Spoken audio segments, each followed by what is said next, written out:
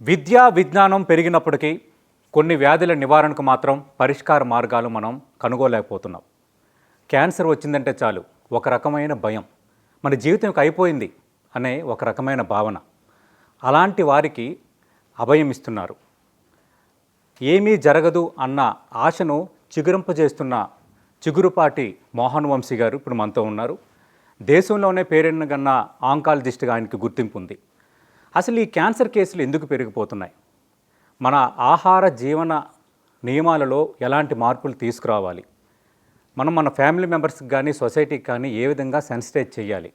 వీటితో పాటు మోహన్ వంశీ గారు డే ఎలా స్టార్ట్ అవుతుంది, ఆయన తీసుకునే డైట్ ఏంటి, ఆయన ఎలాంటి జాగ్రత్తలు తీసుకుంటారు, ఇట్లా సమ్మిళితంగా 360 డిగ్రీ కోణంలో మనం మాట్లాడబోతున్నాం.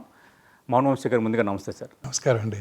సార్, ఇప్పుడు చాలా రకాల వ్యాధులు, చాలా రకాల వైరస్లు, ఎందుకంటే కోవిడ్ వచ్చిన తర్వాత అంటే వైరస్ అంటే ఈ విధంగా ఉంటుందని మా తరంకి తెలిసింది సార్. ఇంకా మీరు కొన్ని చూసి ఉండవచ్చు.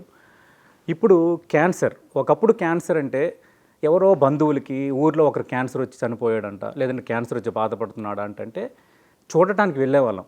అంటే క్యాన్సర్ రోగి ఎలా ఉంటాడు ఏంటి అని అన్నట్టు. కానీ ఇప్పుడు ఒక లైక్ డయాబెటిక్ లాగా దాదాపు ఒక గ్రామంలో ఒక 3000 ఇల్లులు ఉంటే దాదాపు ఒక 30-40 ఇళ్ళకి కూడా ఒక కేసు రావటం, ఒక డిస్కస్ చేయడం అనేది జరుగుతుంది. అసలు ఎందుకు సార్ ఈ ధోరణి ఎందుకు పెరిగిపోయింది? ఎక్కడ లోపం ఉంటుంది సార్? మీరు అన్నట్టు క్యాన్సర్ ఇన్సిడెంట్స్ అంటే క్యాన్సర్ బారిన పడేవారి సంఖ్య క్రమం తప్పకుండా రోజు రోజుకి పెరిగిపోతుందండి. భారతదేశ పాపులేషన్ 1.54 బిలియన్స్ అండి. 1.54 బిలియన్స్కి Indian council for medical research New Delhi వారి ఎస్టిమేట్ ప్రకారం అబౌట్ 1.5 మిలియన్ క్యాన్సర్ పేషెంట్స్ ప్రతి సంవత్సరం డయాగ్నోస్ చేయబడుతున్నారని అంచనా, అంటే కొత్త కేసులు. అదే చైనాస్ పాపులేషన్ ఎంతండి, మనకన్నా ఒక 200,000 తక్కువ, 1.52 బిలియన్స్. కానీ చైనాలో number of cancer cases per annum ఎంత ఉన్నాయో తెలుసా అండి? 4.5 మిలియన్. అంటే మనకి 3 times ఎక్కువ. మరి చైనీస్ మనకన్నా హెల్దీ డైట్ తీసుకుంటారు, మరి వారికి ఎందుకు ఎక్కువ వస్తుందంటే కాదు, మన దేశంలో ఇవి under reported. Cancer is not a notifiable disease in India. వాళ్ళు మార్నింగ్ క్యాన్సర్ కేసు చూశాను అనుకోండి, కొత్త కేసు, నేను ఎవరికి నోటిఫై చేయాల్సిన అవసరం లేదు. డయాగ్నోస్ చేసి స్టేజింగ్ చేసి ట్రీట్మెంట్ ఇస్తే సరిపోతుంది. అదే కొత్త కరోనా కేసు చూశాను అనుకోండి, ఇప్పటికీ కూడా వెంటనే మున్సిపల్ అథారిటీస్కి నోటిఫై చేయాలి. నోటిఫైబుల్ డిసీజ్ కాదు కాబట్టి ఇది అండర్ రిపోర్టెడ్. సైంటిస్టులు, డాక్టర్స్ బిలీవ్ చేసేది ఏంటంటే మన భారతదేశంలో కూడా minimum 3 to 4 million new cancer patients ప్రతి సంవత్సరం డయాగ్నోస్ చేయబడుతున్నాయని. ఇది గ్రాస్లీ అండర్ ఎస్టిమేటెడ్. ఇలా క్యాన్సర్ సంవత్సరం పెరిగిపోవడానికి అనేక రకాలైన కారణాలు ఉన్నాయండి. అందులో అతి ముఖ్యమైనది లైఫ్ స్టైల్ అండి. భారతీయుల లైఫ్ స్టైలు, అలాగే ఆయుర్దాయం. మనకి ఇండిపెండెన్స్ వచ్చినప్పుడు భారతదేశీయుల ఆయుర్దాయం 35 సంవత్సరాలు, ఇవాళ 70 పైన ఉందండి. సో వయసు పెరిగే కొలది ఈ జబ్బులే వస్తున్నాయి. ఇంతకుముందు కరోనా వచ్చి చనిపోయేవారు, ప్లేగ్ వచ్చి చనిపోయేవారు, మా చిన్నప్పుడు మసిస్ వచ్చి చనిపోయేవారు, ఆ తర్వాత ట్యూబర్క్లోసిస్, కరోనరీ ఆర్టరీ డిసీజు, పక్షవాతం వచ్చి చనిపోతూ ఉండేవాళ్ళు. ఇప్పుడు అవన్నిటిని మనం కాంకర్ చేసాం. ఇప్పుడు వయసు పెరిగే కొలది ఈ డిసీజెస్ ఎక్కువ చూస్తున్నాం. వయసు పెరిగే కొలది క్యాన్సర్ వచ్చే అవకాశాలు ఎక్కువ ఉంటాయండి. ఇప్పుడు ఉదాహరణకి అమీర్పేట ఏరియాలో ఒక 100 మంది 8 years పైబడిన స్త్రీలు ఉన్నారనుకోండి, వాళ్ళలో 10 మందికి బ్రెస్ట్ క్యాన్సర్ ఉంటుందండి. అలాగే అదే ఏరియాలో 90 ఏళ్ళు పైబడిన స్త్రీలు 100 మంది ఉన్నారనుకోండి, వాళ్ళలో 16 మందికి బ్రెస్ట్ క్యాన్సర్ ఉంటుంది. వయసు పెరిగే కొలది అన్ని రకాల క్యాన్సర్స్ ఇంక్లూడింగ్ బ్రెస్ట్ క్యాన్సర్ వచ్చే అవకాశాలు ఎక్కువగా ఉంటాయి. ఇది ఒక ఇంపార్టెంట్ రీజను. రెండోది లైఫ్ స్టైల్ అండి. భారతీయుల లైఫ్ స్టైల్ మారిపోతుంది. మనం తీసుకునే ఆహారం కానివ్వండి, మనం ఎక్స్పోజ్ అయ్యే పొల్యూషన్ కానివ్వండి, ఎన్విరాన్మెంటల్ పొల్యూషన్ మీరే చూస్తున్నారు, ఢిల్లీలో ఎంత పొల్యూషన్ ఉంటుందో, అలార్మింగ్గా ఉంటుంది. Hyderabad is no less. మనకు కూడా పొల్యూషన్ పెరిగిపోతుంది. అనుకున్నట్టే అర్బన్ ఏరియాస్లో ఈ క్యాన్సర్ ఇన్సిడెన్స్ ఎక్కువగా ఉంటుంది రూరల్ ఏరియాస్తో కంపేర్ చేసినట్టయితే. కారణం ఇదే, లైఫ్ స్టైల్. ప్రాసెస్డ్ ఫుడ్స్ ఏంటండి, హై ఫ్యాటీ డైటు, దురలవాట్లు, స్మోకింగు, ఆల్కహాలు, అన్ని రకాల దురలవాట్లు. ఆ తర్వాత ఎన్విరాన్మెంటల్ పొల్యూషన్, ఆటోమొబైల్ పొల్యూషన్ అవనివ్వండి, లేకపోతే ఇండస్ట్రియల్ పొల్యూషన్ కానివ్వండి, ప్రతి రకమైన ఇండస్ట్రీ. ఇప్పుడు ఉదాహరణకి రామగుండం తీసుకున్నాం అనుకోండి, national thermal power plant corporation వాళ్ళది సూపర్ థర్మల్ పవర్ ప్లాంట్. ఆ థర్మల్ పవర్ ప్లాంట్కి దగ్గరలో ఉన్న అందరిలోనూ క్యాన్సర్ వచ్చే అవకాశాలు ఎక్కువగా ఉంటాయి. 1 కిలోమీటర్ రేడియస్లో క్యాన్సర్ వచ్చే అవకాశాలు ఎక్కువగా ఉంటాయి. పేషెంట్స్ విపరీతంగా. తర్వాత open cast mines, coal burn అవుతుంటుంది, వాటి వల్ల వచ్చే పొల్యూషను. ఆ తర్వాత ఇప్పుడు కొత్తగా సూపర్ థర్మల్ అదే ఫెర్టిలైజర్ ప్లాంట్ వీటన్నిటి వల్ల కూడా డెఫినెట్గా క్యాన్సర్ వచ్చే అవకాశాలు ఎక్కువ ఉంటాయండి. Hyderabad is no less. అన్ని రకాల ఇండస్ట్రీస్ ఉన్నాయి ఇక్కడ, ప్లాస్టిక్స్ ఇండస్ట్రీస్, అన్ని రకాల ఇండస్ట్రీస్. వీటన్నిటి వల్ల కూడా క్యాన్సర్ వచ్చే అవకాశాలు ఎక్కువగా ఉంటాయండి. అంటే మన ప్రమేయం లేకుండానే, అంటే మీరు అన్నట్టుగా మనం మంచి ఆహారం తీసుకొని మీలాంటి వైద్య నిపుణుల సలహాలను పాటిస్తున్నా మనకి సంబంధం లేకుండా వీటి వల్ల కూడా వచ్చే ఛాన్సెస్ పెరుగుతున్నాయి. డెఫినెట్గానండి. మరి వీటిని మనం అడ్డుకోలేము. ప్రాసెస్డ్ మీటు ఇప్పుడు అన్ని రకాలుగాను, ఈ అన్ని ఫ్రోజన్ ఫుడ్స్, ప్రాసెస్డ్ ఫుడ్స్, అన్ని రకాలుగా క్యాండ్ కూల్ డ్రింక్స్, క్యాన్ డ్రింక్స్, అన్ని రకాల డ్రింక్స్, ఆల్కహాలిక్ డ్రింక్స్, అన్ని రకాల బెవరేజెస్, వీటన్నిటి వల్ల కూడా క్యాన్సర్ వచ్చే అవకాశాలు ఎక్కువగా ఉంటాయండి. ఒబేసిటీ, వీటి వల్ల కూడా క్యాన్సర్ వచ్చే అవకాశాలు ఎక్కువగా ఉంటాయి. సార్ ఇప్పుడు మనం అంటే ఇన్ డీటెయిల్గా వెళ్తే సార్, తల నుంచి మన కాలి బొటనవేలు వరకు 1 by 1 మనం చూద్దాం సార్. అంటే వచ్చే క్యాన్సర్స్ ఎలాంటివి వస్తాయి, ఎలాంటి లక్షణాలు ఉంటాయి. ఎస్, ఉదాహరణకి బ్రెయిన్ ఫస్ట్. బ్రెయిన్లో రకరకాల క్యాన్సర్స్ వస్తుంటాయండి. బ్రెయిన్లోనే పుట్టే వాటిని ప్రైమరీ ట్యూమర్స్ అంటారు. శరీరంలో ఇతర భాగాలకు పుట్టి బ్రెయిన్కి పాకే వాటిని సెకండరీస్ అంటారు. ఈ రెండు కూడా very common. Secondaries are much more commoner. Lung నుంచి వచ్చే బ్రెయిన్కి పాకే అవకాశాలు చాలా ఎక్కువగా ఉంటాయి.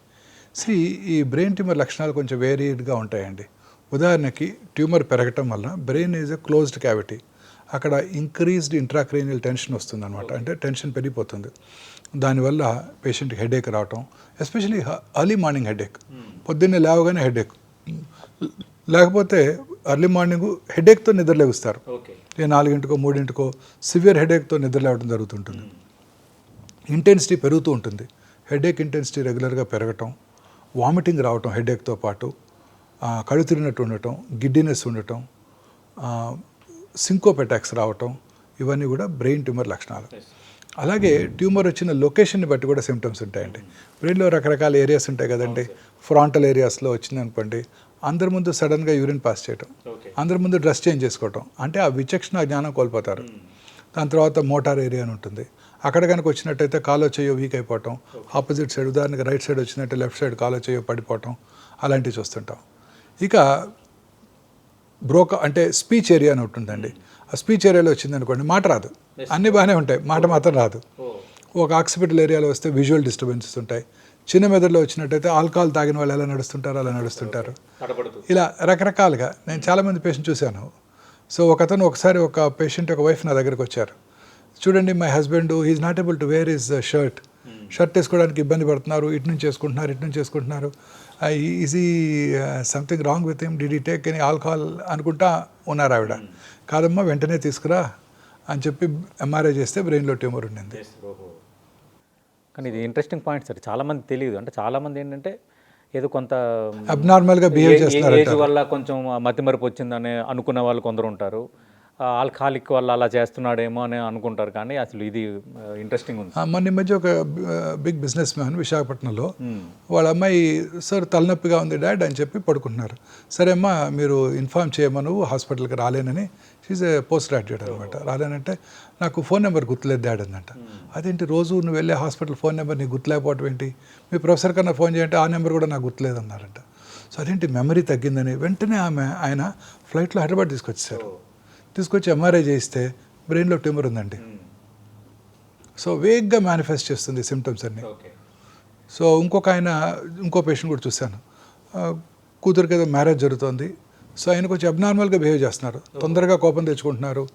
ఏమో పెళ్ళి ఇష్టం లేదేమో అనుకుంటున్నారు రిలేటివ్స్ అంతా. చూస్తే బ్రెయిన్లో ట్యూమర్ ఉండింది ఆయనకి.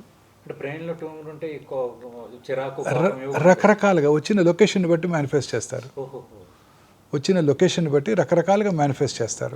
ఓకే, అంటే కేవలం మనం చిరాకు, కోపం, తర్వాత ఈ మతిమరుపు, విచక్షణ కోల్పోయేటట్టుగా ప్రవర్తించడం, వీక్నెస్ రావటం, ట్యూమర్ ఉన్నా కూడా వస్తుంది. ఎస్, ట్యూమర్ ఉన్నా కూడా వస్తుంది. సడన్గా రెగ్యులర్గా ఉండే మనిషి సడన్గా ఎలా అయ్యారంటే మనం క్యాన్సర్ని సూచిస్తుంది. అలాగే oral cancers next commonest cancer. In fact south ఇండియాలో పురుషుల్లో అత్యధికంగా కనబడే క్యాన్సరు ఓరల్ క్యాన్సర్స్. ఈ ఓరల్ క్యావిటీలో అనేక ఆర్గన్స్ ఉంటాయి. లిప్స్, బకల్ మ్యూకోజా, దవడ లోపల భాగము, నాలుక, అంగటి, వీటన్నిటి మీద క్యాన్సర్స్ వచ్చే అవకాశం ఉంటుందండి. ఇన్ఫ్యాక్ట్ సౌత్ ఇండియన్ మెన్లో ఇది కామనెస్ట్ క్యాన్సర్. నోట్లో మానని పుండు, చిన్న చిన్న పుండ్లు అందరికి వస్తుంటాయి, వాటికి అవే తగ్గిపోతుంటాయి, పెయిన్ఫుల్గా ఉంటాయి, నోటిపోతుంటాం, పెయిన్ఫుల్గా ఉంటాయి, తగ్గిపోతుంటాయి. మీకు కూడా వచ్చి ఉంటాయి, టెన్షన్ ఎగ్జామ్ రాసే ముందు చిన్నప్పుడు వచ్చేవి తగ్గిపోతుంటాయి. ఇవి పెయిన్ ఉండవు, క్రమం తప్పకుండా పెరుగుతూ ఉంటాయి. నొప్పి కలిగించవు, అందుకే ఎవరు డాక్టర్ దగ్గరికి రారు, అశ్రద్ధ చేస్తారు. గడ్డలాగా ఉండిపోతుంది, అల్సర్ అండి, పుండులాగా ఉంటుంది. పుండు మార్జిన్స్ కొంచెం మీరు అన్నట్టు గడ్డలాగా కూడా ఉంటాయి, పెరుగుతూ ఉంటాయి, ఎవరు పట్టించుకోరు. నోట్ లోపల ఉంటాయి, భర్తకు ఉన్నట్టు భార్య కూడా తెలియదు. సో అందుకని అందరూ అశ్రద్ధ చేస్తుంటారు. బ్లడ్ రావటం, చిగుళ్ళ నుంచి కానీ అల్సర్ నుంచి కానీ బ్లడ్ రావటం, నోట్లోంచి బ్లడ్ రావటం, అలాగే వైటిష్ ప్యాచ్, కర్డీ వైట్, పెరుగు అంటుకున్నట్టు ఉంటుందన్నమాట, నాలుక మీద, దవడ లోపల భాగం మీద మచ్చలాగా. దాన్ని స్క్రాచ్ చేసినా రాదు, దాన్ని ల్యూకోప్లేకియా అంటారు. కొంతమందికి reddish patch, mulberry red patch అంటారు, ఆ ప్యాచ్ ఉండటం, ఎరుపు తెలుపు మిళితమైన ప్యాచెస్ ఉండటం, ఇది కూడా క్యాన్సర్నే సూచిస్తుందండి. ఇవన్నీ కూడా జాగ్రత్తగా కేర్ఫుల్గా కనిపిస్తాయి. నొప్పి కలిగించవు, ఎటువంటి సిమ్టమ్ ఉండదు, అందరూ అశ్రద్ధ చేస్తారు, చాలా ఇరిటేటింగ్గా ఉంటుంది కొన్నిసార్లు, సిమ్టమ్స్ ఉండవు, వీటిని అశ్రద్ధ చేస్తారు. అలాగే మాటలో స్పష్టత కోల్పోవటం, నాలిక లోపలికి వెళ్ళింది అనుకోండి, నాలిక కండరాలు ఎఫెక్ట్ అయినప్పుడు నాలిక కదలికల వల్లే వాయిస్ వస్తుంది, మాట వస్తుంది. ఆ మాటలో స్పష్టత కోల్పోవటం, బండగా రావటం నాలిక క్యాన్సర్ని సూచిస్తుంది. అలాగే నాలిక వెనకాల భాగంలో క్యాన్సర్ వస్తే feeling of foreign body sensation, ఇప్పుడు నోట్లో నాలిక వెనకాల భాగంలో చిన్న ఒక నట్టు ఉందనుకోండి, బాదం పప్పు ఉందనుకోండి, మింగేస్తే లోపలికి వెళ్ళిపోతుంది. ఈ క్యాన్సర్ ఉన్నప్పుడు ఆ మింగిన కూడా లోపలికి వెళ్ళదు, ఎప్పుడు ఏదో ఫారిన్ బాడీ ఉన్నట్టు ఫీలింగ్ వస్తుంది. అది చాలా important warning signal of tongue వెనకాల భాగం క్యాన్సర్స్. ఇంకా కిందకి వెళ్తే స్వరపేటిక్ క్యాన్సర్స్. ఇప్పుడు ఇవన్నీ చాలా ఇంట్రెస్టింగ్గా ఉన్నాయి సార్, ఎందుకంటే ఈ నాలుక క్యాన్సరు, నోట్లో క్యాన్సర్ కేవలం ఈ కైని గుట్కాలు తింటేనే వస్తుంది అన్నది ఇప్పటివరకు ఉన్నది సార్. కానీ అంటే ఈ రీజన్స్, అంటే ఇలాంటి లక్షణాలు కనిపించినా అవి క్యాన్సరే అనటం అనేది ఇంట్రెస్ట్. కైని గుట్కా తినే వాళ్ళలో క్యాన్సర్ ఖచ్చితంగా వచ్చే అవకాశాలు ఎక్కువగా ఉంటాయండి. తినని వాళ్ళు కూడా చూస్తుంటాం, తినని 16 ఏళ్ళ ఆడపిల్ల కూడా చూశాను.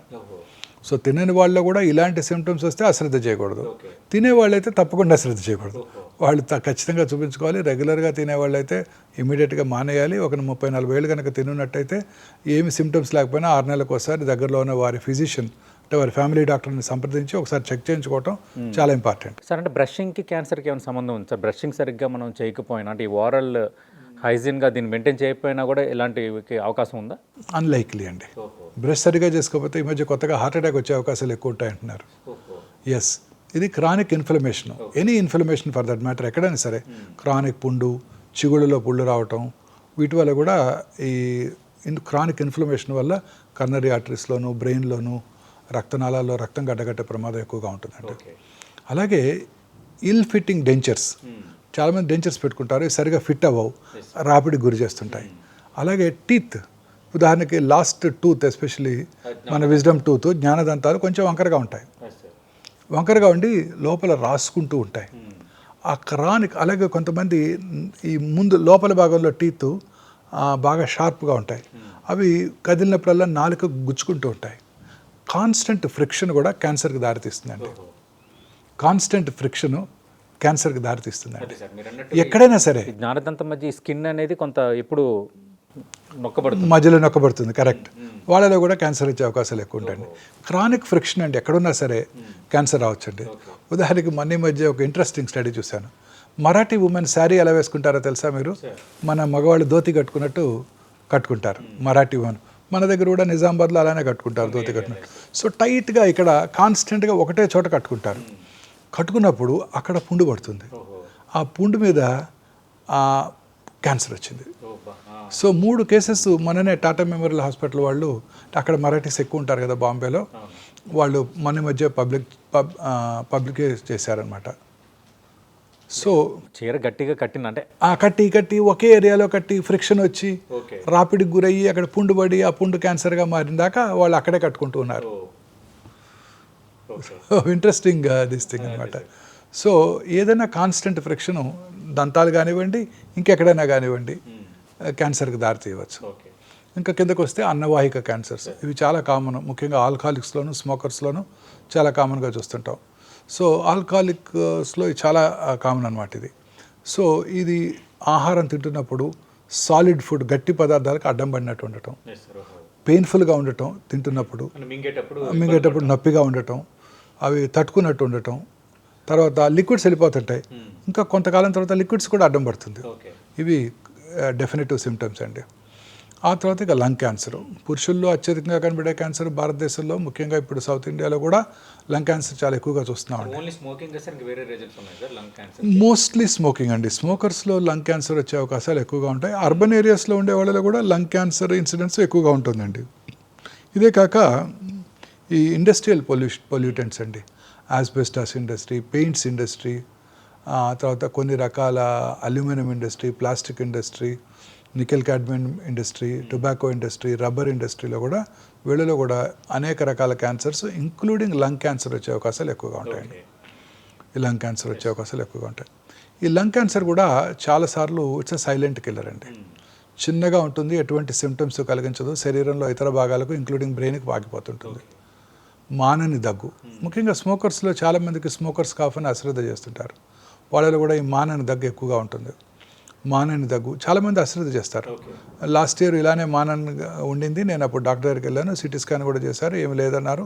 ఈ సంవత్సరం కూడా అదే ఉంటుంది అని అశ్రద్ధ చేస్తుంటారు. సో వాళ్ళు కాన్స్టెంట్గా కాఫ్ కనుక ఉన్నట్టయితే ఎప్పుడు అశ్రద్ధ చేయకూడదు. ముఖ్యంగా ఫ్లెమ్ బయటికి రావటం, ఆ ఫ్లెమ్ బ్లడ్ కనుక ఉన్నట్టయితే అసలు అశ్రద్ధ చేయకూడదు.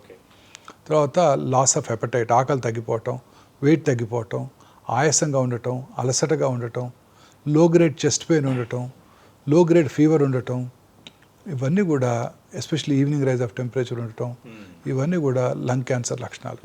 ఎస్పెషల్లీ స్మోకర్స్లో ఇలాంటి సిమ్టమ్స్ కనుక ఉన్నట్టయితే ఎటువంటి అశ్రద్ధ చేయకూడదండి. చేయకుండా ఇమీడియట్గా వారి దగ్గరలో ఉన్న వారి ఫిజిషియన్ని కలిసి అది క్యాన్సర్ కాదు అని నిర్ధారణ చేసుకోవడం చాలా ఇంపార్టెంట్. ఇంకా కిందకి వెళ్తే స్టమక్ క్యాన్సర్, జీర్ణాశయం, గ్యాస్ట్రిక్ క్యాన్సర్, అదే జీర్ణాశయ cancer is the commonest cancer. Single organ కనుక తీసుకున్నట్టయితే సౌత్ ఇండియన్ మెన్లో ఇది very common. Madras metropolitan tumour రిజిస్ట్రీలో హైయెస్ట్ ఇన్సిడెన్స్ వన్ ఆర్గన్కి స్టమక్ క్యాన్సర్ అండి. అబౌట్ 12 to 13 per 100,000 పాపులేషన్, అంత ఎక్కువగా ఉంటుంది. We really don't know why south 12-13 మంది ఉంటున్నారు, 100,000 పాపులేషన్ జీర్ణాశయ క్యాన్సర్. ఇప్పుడు we really don't know what is the cause. మన రైస్ ఈటింగ్ హ్యాబిట్సా? సౌత్ ఇండియాలోనే కామన్, మళ్ళీ నార్త్ ఇండియాలో ఎక్కువగా కనబడదు. జీర్ణాశయ క్యాన్సర్ తక్కువ, బాగా తక్కువ, నార్త్లో, ప్రపంచం అంతా తక్కువేనండి. కాదు సార్, మరి అంటే ఎలా అర్థం చేసుకోవాలి సార్? ఇప్పుడు మన సౌత్ ఇండియన్స్ బాగా రైస్ గట్ట తింటారు, అదే నార్త్ ఇండియన్స్ రోటీలు తింటారు, మరి రైస్ తింటాం వల్ల లింక్ ఉందా sir? We really don't no. ఇంకొక ఇంట్రెస్టింగ్ థింగ్ ఏంటంటే ఈ గ్యాస్ట్రిక్ క్యాన్సర్ జపనీస్లో కూడా ఎక్కువ చూస్తాం.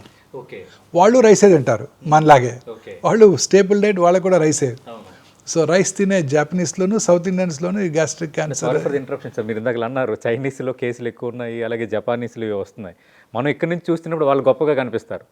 అంటే జపనీస్ చాలా ఆరోగ్య విధానం బాగుంటుంది, అలాగే చైనీస్ ఆరోగ్య విధానం బాగుంటుంది. Japanese are very healthy people అండి. ప్రపంచం మొత్తం మీద ఎక్కువ కాలం బ్రతికేది జాపనీస్ అండి.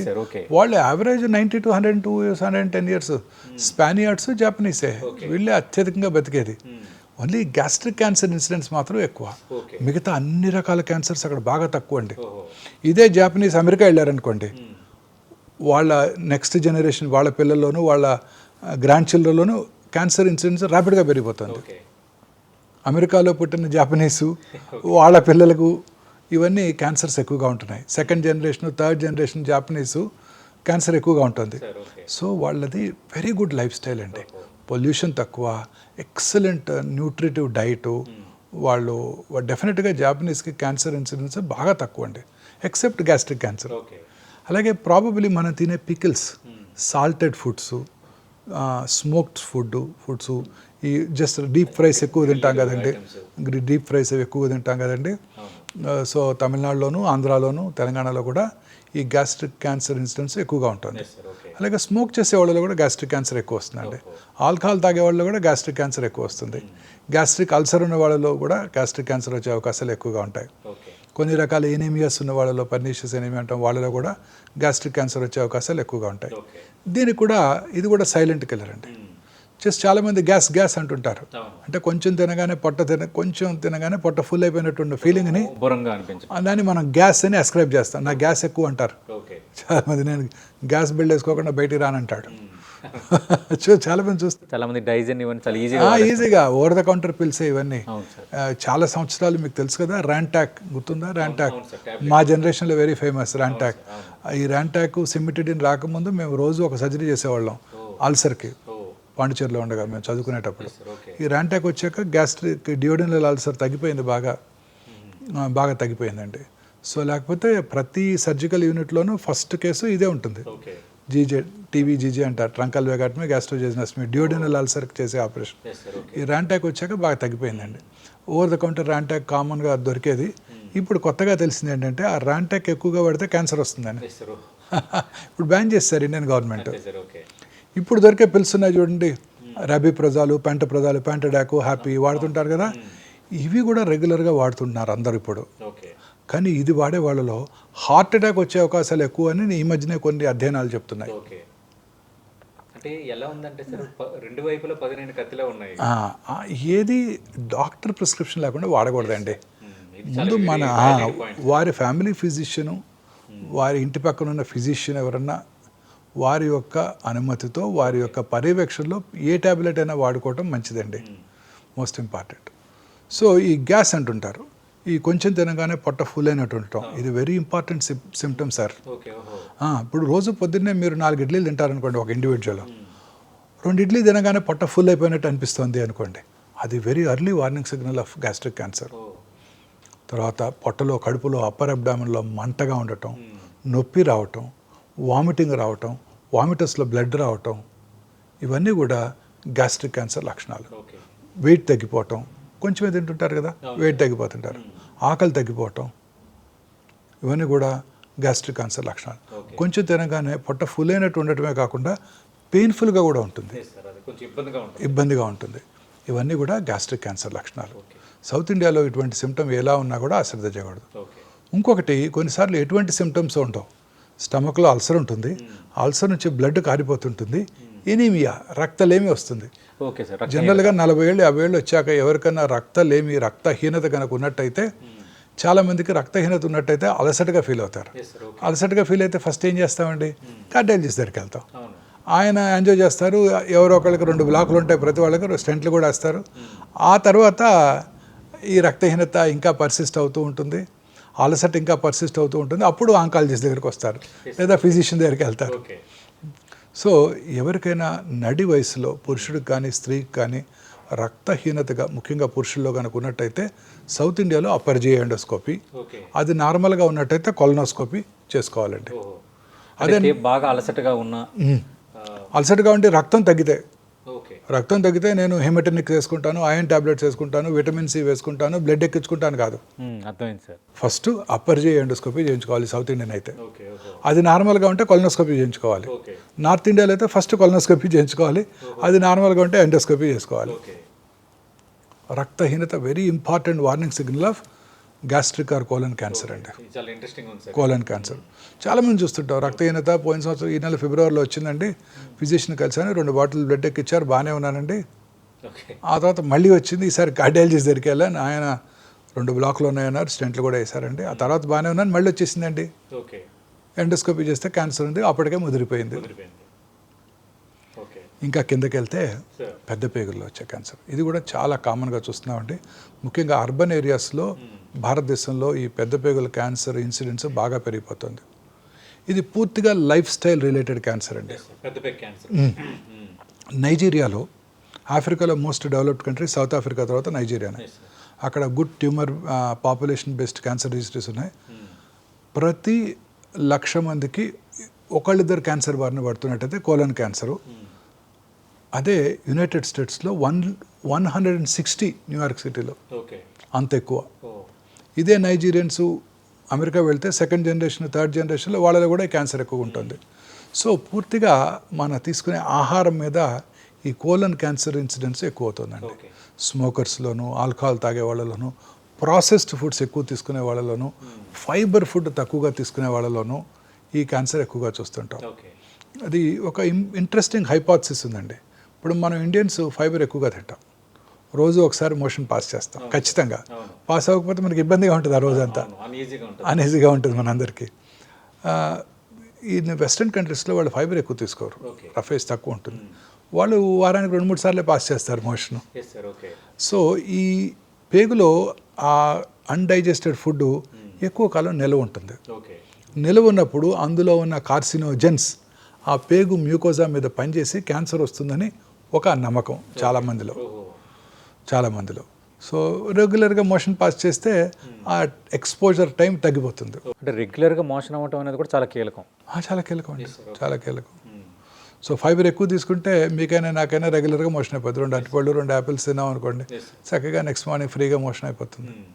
ఒక మంచి అలవాటుగా అలవర్చుకోవాలి అందరూ కూడా. సార్ ఎక్కువగా ఈ మధ్యకాలంలో ఈ ఫ్రాంక్రైసిస్ క్యాన్సర్ అంటున్నారు కదా సార్, అది ఎందుకు? Pancreatic cancer, liver cancer. Pancreatitis అనేది ఒక ఇంపార్టెంట్ ఆర్గన్ అండి. ఇన్సులిన్ ఉత్పత్తి చేస్తుంది, రకరకాల డైజెస్టివ్ ఎంజైమ్స్ కూడా ఉత్పత్తి చేస్తుంది. ఈ ప్యాంక్రియాటిక్ క్యాన్సర్ ఇన్సిడెన్స్ పెరుగుతుంది మనకి. ఇప్పుడు మీరు చూసినట్టయితే Steve Jobs iPhone inventor, movie artist Irfan Khan, సైనికుడు అనే తెలుగు సినిమాలో విలన్గా యాక్ట్ చేశారు ఆయన. వాళ్ళిద్దరు కూడా ప్యాంక్రియాటిక్ క్యాన్సర్తోనే కాలం చేయడం జరిగింది. ప్యాంక్రియాస్లో ఎందుకు వస్తుంది అనేది ఖచ్చితమైన కారణం లేదు కానివ్వండి, ప్యాంక్రియాటిక్ క్యాన్సర్ ఇన్సిడెన్స్ క్రమంగా పెరుగుతోంది. Plus pancreatic cancer silent killer అండి, ఎటువంటి సిమ్టమ్స్ కలగజేయదు. శరీరంలో ఇతర భాగాలుగా పాకిపోయిన తర్వాతనే డయాగ్నోస్ చేయబడుతుంది. సో అందువల్ల మోర్టాలిటీ చాలా ఎక్కువగా ఉంటుంది. మీరే చూసారు కదా స్టీవ్ జాబ్స్. శరీరంలో ఎక్కడైనా క్యాన్సర్ స్టార్ట్ అయింది అనేది మనం ముందు ఫైండ్ అవుట్ చేసుకోలేము సార్. అంటే బయటికి బాగా బయటికి లక్షణాలు పూర్తిగా కనిపించాలి. మొన్న మధ్య ఈ బిల్ గేట్స్ గారుతో జెరోదా CEO మిస్టర్ నిఖిల్ కామత్ ఒక పోడ్కాస్ట్ చేశారు. ఆయన CEO గారు అడుగుతారు నిఖిల్ కామత్ గారు బిల్ గేట్స్ గారిని, మీరు ఏ రకమైన జాగ్రత్తలు తీసుకుంటారు, అలాగే ఈ యంగ్ ఆంటర్ప్రినర్స్కి మీరు ఏమైనా సలహా ఇస్తారా?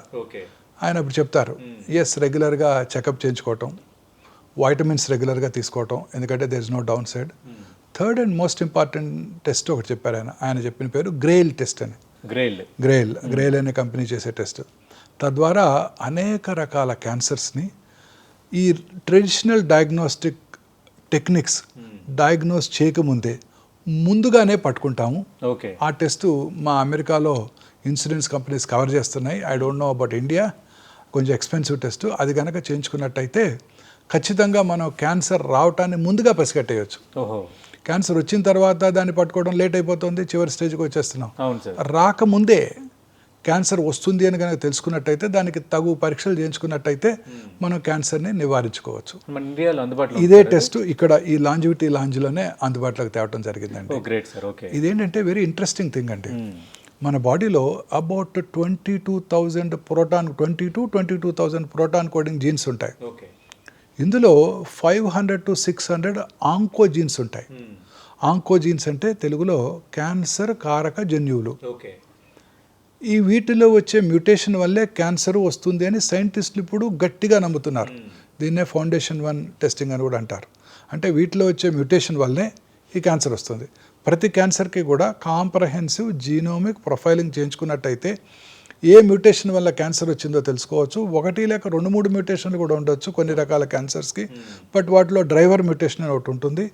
ఆ మ్యూటేషన్ని టార్గెట్ చేసే మందులు ఏమన్నా ఉంటే అది ఇస్తే క్యాన్సర్ కంట్రోల్ అవుతుంది కూడా ఇప్పుడు మనం గట్టిగా నమ్ముతున్నాం. కానీ ఆ మ్యూటేషన్ని ట్రిగ్గర్ చేసే ఎగ్జోమ్స్ అని ఉంటాయి. వాటిని కనుక మనం ముందుగా ఐడెంటిఫై చేసినట్టయితే 77 రకాల క్యాన్సర్స్ని మనం క్యాన్సర్ రాకముందే సింపుల్ బకల్ స్మియరో లేకపోతే బ్లడ్ టెస్ట్ ద్వారానో చెప్పేయచ్చు. స్వాబ్ టెస్ట్ ఇప్పుడు మీరు వాళ్ళ స్వాబ్ టెస్ట్ చేయించుకున్నట్టయితే మీకు ఒక 3 వారాల్లో రిపోర్ట్ వస్తుంది. 3 వారాల్లో నెక్స్ట్ 1 hour పెయిన్ఫుల్ టెస్ట్ కూడా కాదు. నెక్స్ట్ 1 to 2 yearsలో మీకు క్యాన్సర్ వచ్చే అవకాశాలు ఎంత, ఏ క్యాన్సర్లు వచ్చే అవకాశం ఉంటుంది. ఉదాహరణకు ఒక ఇండివిజువల్కి ప్రాస్టేట్ క్యాన్సర్ వస్తుంటే రెగ్యులర్గా 1-2 నెలలకు ఒకసారి PSA టెస్ట్ చేయించుకోవడం, సింపుల్ అల్ట్రాసౌండ్ టెస్ట్ చేయించుకోవడం, క్లినికల్ ఎగ్జామినేషన్ చేసుకోవడం, తద్వారా క్యాన్సర్ అవడానికి ముందుగా పసిగట్టి ఎర్లీగా వచ్చినప్పుడే ట్రీట్మెంట్ తీసేసుకోవచ్చు. అలా అన్ని 77 రకాల క్యాన్సర్స్కి ఇప్పుడు రావటాన్ని ముందుగా పసిగొట్టే టెస్ట్ ఫస్ట్ టైం ఇండియాలో ఇక్కడే అందుబాటులోకి తీసుకురావడం జరిగింది. తెచ్చారు ఈ లాంజివిటీ లాంజ్లోనే తీసుకురావడం జరిగింది. అదే మీరు ప్యాషన్గా దీన్ని ఎలాగని దీన్ని లెక్క తేల్చాలని మీరు డిసైడ్ అయ్యారు. దీని ద్వారా మనం చాలా ఈజీగా క్యాన్సర్ రావటాన్ని ముందుగా పసిగట్టవచ్చు. వెరీ ఇంట్రెస్టింగ్ థింగ్ అనమాట. మనం ముందుగానే చెప్పవచ్చు. ప్యాంక్రియాటిక్ క్యాన్సర్ అంటే మీరు ఒక సినిమా చూసారా, దళపతి విజయ్, తమిళ ఆర్టిస్ట్ వారీసు. అందులో ఆయన ఫాదర్ మిస్టర్ శరత్ కుమార్, ఆయనకి మిస్టర్ ప్రభు వచ్చి చెప్తారు, ఆయన ఫ్యామిలీ డాక్టర్ ఫ్రెండ్ కూడా, మీకు అడ్వాన్స్డ్ ప్యాంక్రియాటిక్ క్యాన్సర్ ఉంది, మీకు 6 నెలలే లైఫ్ ఉందని చెప్తాడు ఆయన. గుర్తుంది కదండి. ఇక ఆ తర్వాత మూవీ స్టార్ట్ అవుతుంది. అలాంటివి రాకుండా ముందుగానే చెప్పేయచ్చు. సో 6 నెలలే లైఫ్ ఉందని చెప్పకుండా ఈ టెస్ట్ కనుక ఆ మూవీలో ఆ హీరో కనుక చేయించుకున్నట్టయితే, లేదా స్టీవ్ జాబ్స్ ముందే చేయించుకున్నట్టయితే, ఈ జబ్బు రావటాన్ని ముందుగా పసిగట్టినట్టయితే అర్లీ స్టేజ్లోనే దాన్ని మనం గుర్తించి క్యూర్ చేసుకునే అవకాశం ఉంటుందన్నమాట. సార్ అదేంటి సార్, అంటే అది కొంచెం expensive sir? It cost about 1 lakh అండి, 1 lakh rupees. But definitive testing అండి. దిస్ ఇస్ ద ఫ్యూచర్ అండి. Need of our this is the future అండి, ఫ్యూచర్ ఆఫ్ ఆంకాలజీ. ఎందుకంటే క్యాన్సర్ రావటాన్ని ముందుగా పసిగట్టినట్టయితే దానికి కావాల్సిన టెస్టులు చేయించుకొని అర్లీగా గుర్తించి ట్రీట్మెంట్ తీసుకుంటే క్యూర్ అయ్యే అవకాశాలు ఎక్కువగా ఉంటాయి. లేకపోతే ఎంతమంది పెద్ద పెద్ద వాళ్ళు మీరు ఎంతమంది చూసారు, రిషి కపూరు, ఎంతోమంది క్యాన్సర్ బారిన పడి చనిపోవటం జరిగింది. సో అందువల్ల ఇప్పుడు అదొకటే మనం కాంకర్ చేయలేంది. ఈ టెస్ట్ లో ఏమేమి చేస్తారు సార్? అంటే స్వాబ్ అంతే, నేను ఇంకేం అవసరం లేదు. Simple swab test, simple swab test. See the future is like this అండి, ఇట్స్ ఆల్ జెనోమిక్స్ అండి. ఇప్పుడు ఫర్ ఎగ్జాంపుల్ ఒక ఇండివిజువల్ కి ఇప్పుడు మీరు చూస్తున్నారు రోజు 30 ఏళ్ళ వాళ్ళు, పునీత్ రాజ్ కుమార్ ఫేమస్ ఆర్టిస్ట్ 42 ఏళ్ళకి రెగ్యులర్గా ఎక్సర్సైజ్ చేస్తూ ఒక పొద్దున్నే లేసి కాలం చేయడం జరిగింది. ఒక senior minister in Andhra Pradesh cabinet, perfectly fit man, just morning breakfast చేయడానికి 7 గంటలకు అలా వచ్చి కూర్చొని టక్కన పడిపోయారు. రోజు చూస్తూనే ఉన్నాం. 9 ఏళ్ళ పిల్ల జస్ట్ క్లాస్లో టక్కన కూలిపోయింది. ఇలా అనేక రకాలుగా చాలామంది యంగ్స్టర్స్ ఈ హార్ట్ అటాక్ బారిన పడుతున్నారు. సడన్ కార్డియాక్ డెత్ అంటాం. దీన్ని కూడా ముందుగా ప్రెడిక్ట్ చేయవచ్చు. ఎవరికి సడన్ కార్డియాక్ డెత్ వస్తుంది, ఎవరికి పక్షవాతం వచ్చే అవకాశం ఉంది, బ్రెయిన్ స్ట్రోక్, ఎవరికి అల్జీమర్స్ డిసీజ్ వచ్చే అవకాశం ఉంది, ఎవరికి మల్టిపుల్ స్క్లెరోసిస్ వచ్చే అవకాశం ఉంది. వాటిని ప్రివెంట్ చేయడానికి మనం ఎటువంటి జాగ్రత్తలు తీసుకోవాలో కూడా ఈ టెస్ట్ ద్వారా తెలుసుకోవచ్చు. ఇదే కాదండి, ఉదాహరణకి క్రికెట్లో 20 overs మ్యాచ్, లాస్ట్ ఓవర్ ఎవరు బ్యాటింగ్ చేయాలి, ఎవరికి ఆ ప్రెషర్ మీద బక్కలు అవ్వకుండా ఉంటారు, తట్టుకొని ఆడగలరు, ఎవరు లాస్ట్ ఓవర్ బౌల్ చేయాలి. ఉదాహరణకి మన ఇండియన్ కెప్టెన్గా ఎవరు ఉండాలి, అంటే ప్రెషర్ తట్టుకొని రెసిలియన్స్తో పట్టుదలతో ఎవరు నడిపించేది. ఇవన్నీ కూడా జెనెటికల్లీ మోటివేటెడ్ అండి. మీకు మీ చిన్నప్పుడు మీకు గుర్తుందో లేదో, ఇయాన్ బోథమ్ పేరు విన్నారా? ఆయన అప్పుడు English cricket team is one of the finest allrounders cricket has ever produced. So ఈయన స్పీక్ ఫామ్ ఆయన క్యాప్టెన్ చేశారు. ఆస్ట్రేలియా వాళ్ళు వచ్చారు యాషెస్ ఆడటానికి, ఇంగ్లాండ్ ఆడారు యాషెస్ సిరీస్. మొదటి 2 టెస్టులు ఓడిపోయారు ఆయన, ఇయాన్ బోథమ్ క్యాప్టెన్సీలో. So he bowled well and he batted well, still they lost. తర్వాత మైక్ బ్రేయర్లీ అని అంతకుముందు క్యాప్టెన్ని తీసుకొచ్చారు. అతనికి ప్లేస్ కూడా లేదు, ఫస్ట్ 11లో ప్లేస్ కూడా లేదు ఆయనకి. ఆయన తీసుకొచ్చారు క్యాప్టెన్గా. ఆయన గ్రేట్ మోటివేటర్. నెక్స్ట్ 3 టెస్టులు ఇంగ్లాండ్ గెలిచేసింది. సో క్యాప్టెన్సీ మెటీరియల్ ఆయన. ఎవరు మంచి లీడర్ అవుతారు? నరేంద్ర మోడీ గారు లాగా లీడర్షిప్ క్వాలిటీస్ మోటివేట్ చేయాలండి. ఎవరు మోటివేట్ చేయగలరు? ఒక ఇజ్రాయలీ ప్రెసిడెంట్ కానివ్వండి, పాలస్తీనా చైర్మన్ నా చిన్నప్పుడు యాసిర్ అరాఫత్ ఉండేవారు. వీళ్ళంతా గ్రేట్ లీడర్స్ అండి. అడాల్ఫ్ హిట్లర్ కానివ్వండి, ముస్సోలినీ కానివ్వండి, అందరూ కూడా. మహాత్మా గాంధీ ఏముందండి, ఎంత 100 కోట్ల మంది ప్రజల్ని ఒక తాటి మీద నడిపించి ఇండిపెండెన్స్ తీసుకొచ్చారు, మోటివేట్ తీసుకొచ్చారు. లీడర్షిప్. కొంతమంది ఎందుకు లీడర్షిప్ షైన్ అవుతున్నారు, అది ఇంపార్టెంట్ అండి. ఆ లీడర్షిప్ క్వాలిటీ కూడా జెనెటికల్లీ మోటివేటెడ్. మీరు నేను లీడర్ అవ్వలేము, నేను ఎప్పుడు లీడర్ కాలేదు అనుకుంటాను, ఎప్పుడు కూడా ఒక్కసారి కూడా క్లాస్ లీడర్ అవ్వలేకపోయాను. నాలో లీడర్షిప్ క్వాలిటీస్ లేవు. సో లీడర్షిప్ క్వాలిటీస్ ఉన్నవాళ్ళు అలా ఎదిగిపోతారు. ఇప్పుడు మన ముఖ్యమంత్రి గారు కానివ్వండి, పాత ముఖ్యమంత్రి గారు కానివ్వండి, కేసీఆర్ గారు కానివ్వండి, ఒక స్ట్రగుల్ని నడిపి 13 ఏళ్ళు దాన్ని నడిపి ప్రజా ఉద్యమాన్ని నడిపి సాధించారు. అది లీడర్షిప్ క్వాలిటీస్. ఈ లీడర్షిప్ క్వాలిటీ అనేది కూడా జెనెటికల్లీ మోటివేటెడ్.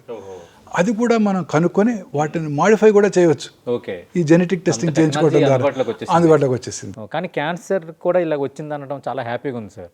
ఎందుకంటే క్యాన్సర్ అనేది మిగతా వ్యాధులు అంతా ఒక ఎత్తు, క్యాన్సర్ ఒక ఎత్తు, దాన్ని ఇంకేం చేయలేము, అది ఒక పెనుభూతం, దాన్ని మనం ఇంక జయించడం ఎవరి వల్ల కాదనే ఫీలింగ్ అందరిలో ఉంది. అందుకు క్యాన్సర్కి మందులు దొరుకుతాయా, ఎప్పుడు మందు వస్తుందా అనేది అనుకుంటారు. అసలు ఉన్నాయి సార్ క్యాన్సర్కి జయించే మందులు వచ్చాయా? వచ్చేస్తాయండి. It's matter of time. Okay, matter of time. నేను అనుకోలేదు అంత తొందరగా వస్తాయని. ఇప్పుడు రీసెర్చ్ అంతా కూడాను క్యాన్సర్ని ఎలా కంట్రోల్ చేయాలన్న దాని మీదే ఉందండి. ఇప్పుడు అనేక రకాల జెనెటిక్ మ్యూటేషన్స్ని ఐడెంటిఫై చేసి ఆ మ్యూటేషన్స్ని టార్గెట్ చేసే మెడిసిన్స్, అలాగే ఇమ్యూనోథెరపీ, మన ఓన్ ఇమ్యూనిటీని పెంచడం. ఇప్పుడు మన బాడీలో ఇమ్యూనిటీ ఉంటుందండి, మీకు నాకు కూడా. దాన్ని రెండు రకాలుగా ఉంటాయి. Be cell mediated immunity, T cell mediated immunity అంటాం. ఈ టీ సెల్స్ని సెల్యులార్ ఇమ్యూనిటీ అంటారు, టీ సెల్స్ని కిల్లర్ సెల్స్ అని కూడా అంటారు. మన బాడీలోకి ఏదైనా ఫారిన్ బాడీ వచ్చిందనుకోండి, అది వైరస్ కానివ్వండి, కరోనా వైరస్ కానివ్వండి, టీబీ బ్యాక్టీరియా కానివ్వండి, మామూలు ఫ్లూ వైరల్ ఇన్ఫెక్షన్ కానివ్వండి, లేకపోతే ఫారిన్ బాడీ ఏదన్నా. ఇప్పుడు ఫర్ ఎగ్జాంపుల్ ఒక ఇండివిజువల్కి కిడ్నీ ట్రాన్స్ప్లాంట్ చేసామనుకోండి, ఏమవుతుంది, వాళ్ళ body mounts and immune response ఆ ట్రాన్స్ప్లాంట్ చేసిన ఆర్గన్ని రిజెక్ట్ చేస్తుంది. ఆ రిజెక్ట్ చేయకుండా వాళ్ళు ఇమ్యూనోసప్రెసివ్ థెరపీ ఇస్తారు ప్రతి పేషెంట్కి. కిడ్నీ ట్రాన్స్ప్లాంట్ కానివ్వండి, హార్ట్ ట్రాన్స్ప్లాంట్ కానివ్వండి, లివర్ ట్రాన్స్ప్లాంట్ కానివ్వండి. అలాగే క్యాన్సర్ కణం వచ్చినప్పుడు కూడా మన body mounts immunity and it kills that cancer cell. కానీ cancer cells are much smarter than scientist, human beings. అవేం చేస్తాయి, ఈ ఇమ్యూనిటీ పెరగకుండా ఆ టీ సెల్ని మాస్క్ చేస్తాయి, బ్లాక్ చేస్తాయి. అంటే ఈ టీ సెల్ క్యాన్సర్ సెల్ని ఫారిన్ సెల్గా పర్సీవ్ చేయదు, గుర్తించదు. అప్పుడు ఇమ్యూనోథెరపీ అంటే ఏంటంటే ఆ క్యాన్సర్ సెల్లు ఆ టీ సెల్ని మాస్క్ చేయకుండా, బ్లాక్ చేయకుండా కాపాడుతుంది, అన్మాస్క్ చేస్తుంది. అప్పుడు టీ సెల్ వెళ్ళి క్యాన్సర్ సెల్ని చంపేస్తుంది. What a natural way of killing the cancer cell. ఇది చాలా రకరకాల ఇమ్యూనోథెరపీ మాలిక్యూల్స్ అనేక రకాల క్యాన్సర్స్కి ఇప్పుడు ఆల్రెడీ మనకు అందుబాటులోకి వచ్చేసాయి. కాకపోతే పేటెంట్ లాస్ వలన మన India is a signatory to intellectual property rights treaty కాబట్టి మనకి ఇప్పుడు అవి అందుబాటులో లేవు, ఇంపోర్ట్ చేసుకోవాల్సి వస్తుంది, అవి ఎక్స్పెన్సివ్గా ఉంటున్నాయి. ఫ్యూచర్లో ఇవన్నీ కూడా నెక్స్ట్ 4 to 5 yearsలో ఇండియాలో అందుబాటులోకి వస్తే చాలా రకాల క్యాన్సర్స్కి వినబోతున్నాం, జయించబోతున్నాం ఖచ్చితంగా. Not more than a decade. మనం ఎలా అయితే కరోనాని జయించామో, కరోనరీ ఆర్టరీ డిసీజ్ని కాంకర్ చేసామో, దీన్ని కూడా చేసేస్తామండి. ఓకే సార్, ఇంకా ఆ తర్వాత మనం ఇప్పుడు పొట్టభాగం అన్నీ, ఆ తర్వాత వచ్చే క్యాన్సర్స్ అండి, మూత్రాశయం, పెద్ద పేగు క్యాన్సర్స్, మోషన్లో బ్లడ్ పట్టడం, మోషన్ పాస్ చేసిన తర్వాత బ్లడ్ రావటం, పాస్ చేయకముందు రెడ్ కలర్ బ్లడ్ రావటం, మోషన్ యొక్క క్యాలిబర్ తగ్గటం, అంటే లావుగా వస్తుంది, టూత్ పేస్ట్ లాగా వచ్చింది అనుకోండి, that means there is a tumour blocking it. Motion pass చేశాక మనందరికీ ఒక మంచి ఫీలింగ్ ఉంటుంది. మోషన్ చక్కగా పాస్ చేశాక కూడా ఇంకా లోపల ఏదో ఉన్నది అన్న ఫీలింగ్ అనుకున్నట్టయితే అది రెక్టల్ క్యాన్సర్ కావచ్చు. ఫీలింగ్ ఆఫ్ ఇన్కంప్లీట్ ఎవాక్యుయేషన్ అదొక symptom. Alternating constipation and diarrhoea, ఇవన్నీ కూడా రెక్టల్ అండ్ కోలన్ క్యాన్సర్ లక్షణాలు. కొన్ని సైలెంట్గా ఉంటాయి, ఎస్పెషల్లీ రైట్ కోలన్ క్యాన్సర్స్ సైలెంట్గా ఉంటే శరీరంలో ఇతర భాగాలు కూడా పాకిపోతుంటాయి. ఇక స్త్రీలలో అత్యధికంగా కనబడే క్యాన్సర్లు బ్రెస్ట్ క్యాన్సరు, గర్భసంచి ముఖద్వార క్యాన్సరు, గర్భసంచి body cancers. Breast cancer breast యొక్క సైజులో కానీ షేప్లో కానీ మార్పు రావటం, బ్రెస్ట్లో గడ్డలాగా లంప్ కనపడటం, లేకపోతే అండర్ ఆర్మ్స్ సంఖలో గడ్డ కనపడటం, బ్రెస్ట్ యొక్క స్కిన్ ఉబ్బినట్టు ఉండటం, ఆరెంజ్ పీల్ అపియర్స్ రావటం, గుంటలు గుంటలు పడినట్టు ఉండటం, ముడతలు పడినట్టు ఉండటం, స్కిన్ మీద నరాలు ఉబ్బినట్టు ఉండటం, నిప్పులు లోపలికి పోవటం, నిప్పుల్ ఏరియా కాంప్లెక్స్లో పుండ్లు పట్టడం, నిప్పుల నుంచి బ్లాకిష్ బ్రౌనిష్ బ్లడీ డిశ్చార్జ్ రావటం, బ్రెస్ట్ పెయిన్ ఉండటం, ఇవన్నీ కూడా బ్రెస్ట్ క్యాన్సర్ లక్షణాలు. అంటే ఈ లక్షణాలు ఉన్నట్టయితే క్యాన్సర్ ఉందని కాదు, క్యాన్సర్ ఉండి ఉండవచ్చు. మీ దగ్గరలో ఉన్న మీ లేడీ డాక్టర్ దగ్గరికి వెళ్ళి పరీక్ష చేయించుకోవాలి. చేయించుకొని వారు కూడా అనుమానపడినట్టయితే వారు మిగతా పరీక్షలు కూడా చేయించడం జరుగుతూ ఉంటుంది. ఇది తర్వాత ఇక గర్భసంచి ముఖద్వార క్యాన్సర్ ముఖ్యంగా కోస్టల్ ఏరియాస్లోనూ అండర్ ప్రివిలేజ్డ్ సొసైటీలో కూడా చాలా కామన్గా చూస్తుంటాం. వైటిష్ డిశ్చార్జు, అఫెన్సివ్ స్మెల్తో ఉన్న డిశ్చార్జ్ రావటం, బ్లడీ డిశ్చార్జ్ రావటం, పీరియడ్స్ మధ్యలో బ్లడ్ రావటం, భర్తతో కలిసిన తర్వాత బ్లడ్ రావటం, బ్లీడింగ్ పీరియడ్స్ టైంలో ఎక్కువగా అవటం, ఇవన్నీ కూడా పోస్ట్ మెనోపాజల్ బ్లీడింగ్ కలగటం, ఇవన్నీ కూడా గర్భసంచి ముఖద్వార క్యాన్సర్ లక్షణాలు. సార్ ఇప్పుడు దీనికన్నా సార్ వ్యాక్సిన్ వచ్చిందని? అవునండి, వీటికి వ్యాక్సిన్ వచ్చింది, వ్యాక్సిన్ అందుబాటులో ఉంది. ఇప్పుడు లాస్ట్ ఇయర్ బడ్జెట్లో కూడా అనౌన్స్ చేశారు, మన ఆడపిల్లలందరికీ 10 నుంచి వచ్చిన తర్వాత వాళ్ళందరికీ కూడా గవర్నమెంటే ఫ్రీగా వ్యాక్సిన్ ఇస్తారు. దీని ద్వారా మనం మసూచిని, పోలియోని ఎట్లా ఎరాడికేట్ చేసామో ఈ క్యాన్సర్ కూడా మనం ఎరాడికేట్ చేయగలుగుతాం. సార్ అంటే మరి వచ్చిన తర్వాత అడ్డుకునే ట్రీట్మెంట్ ఉందా సార్? ఎస్, ఈ క్యాన్సర్ మిగతా క్యాన్సర్లా కాకుండా స్లోగా పెరుగుతుంటుంది. దీనికి 2 రకాల ప్రివెన్షన్స్ ఉన్నాయండి. ఒకటి ప్రైమరీ ప్రివెన్షన్ అంటే వ్యాక్సిన్ తీసుకోవటం, రెండోది సెకండరీ ప్రివెన్షన్ అంటే మిగతా క్యాన్సర్స్కి స్క్రీనింగ్ చేయించుకోవడం ద్వారా క్యాన్సర్ రావడాన్ని ముందుగా పసిగట్టవచ్చు. ఈ గర్భసంచి ముఖద్వార క్యాన్సర్కి స్క్రీనింగ్ చేయించుకున్నట్టయితే క్యాన్సర్ రావడాన్ని ప్రివెంట్ చేయవచ్చు. ఈ గర్భసంచి ముఖద్వార క్యాన్సర్కి లాంగ్ ప్రీ క్యాన్సరస్ ఫేజ్ ఉంది. అంటే క్యాన్సర్ రాకముందే క్యాన్సర్ వచ్చే సూచనలు గమనించి తగు చర్యలు కనుక తీసుకున్నట్టయితే క్యాన్సర్ని రాకుండా చేసుకోవచ్చు. ఇది ఒక్క స్క్రీనింగ్ యొక్క. అవునండి, అవునండి. వీళ్ళు రెగ్యులర్గా వన్స్ దే గెట్ మ్యారీడ్ సంవత్సరానికి ఒకసారి లేకపోతే పాప్స్మియర్ టెస్ట్ చేయించుకోవటం, వాళ్ళ లేడీ డాక్టర్ గారితో పరీక్ష చేయించుకోవటం, తర్వాత అవసరమైతే 3 సంవత్సరాలకు ఒకసారి రెగ్యులర్గా చెక్ చేసుకోవటం, సంవత్సరానికి ఒకసారి చిన్న పాప్స్మియర్ టెస్ట్ చేయించుకోవటం, క్లినికల్ ఎగ్జామినేషన్ చేసుకోవటం ఉన్నట్టయితే ఈ క్యాన్సర్ రావడాన్ని ముందుగా పసిగట్టవచ్చు. రైట్ సార్, ఇవి ప్రధానంగా ఎక్కువగా వస్తున్న అందుబాటులో ఉన్న క్యాన్సర్స్. సైలెంట్ కిల్లర్ అండి, పొట్ట లోపల పెరుగుతుంటుంది, ఎటువంటి సిమ్టమ్స్ కలగచ్చో, పొట్ట ఉబ్బిపోతుంది, అప్పుడు కానీ డాక్టర్ దగ్గరికి రారు. మిస్ మనీషా కొయిరాలా గారికి ఓవేరియన్ క్యాన్సర్ వచ్చి లేట్ స్టేజ్లో డయాగ్నోస్ చేయబడింది. గర్భసంచి బాడీ క్యాన్సర్స్, పీరియడ్స్ ఆగిపోయిన తర్వాత బ్లీడింగ్ అవటం ఎక్కువగా రిచ్ పేషెంట్స్లో ఎక్కువగా చూస్తుంటాం. ఇది రిచ్ విమెన్లో ఎక్కువగా చూస్తుంటాం, వాళ్ళలో చాలా కామన్గా చూస్తుంటాం.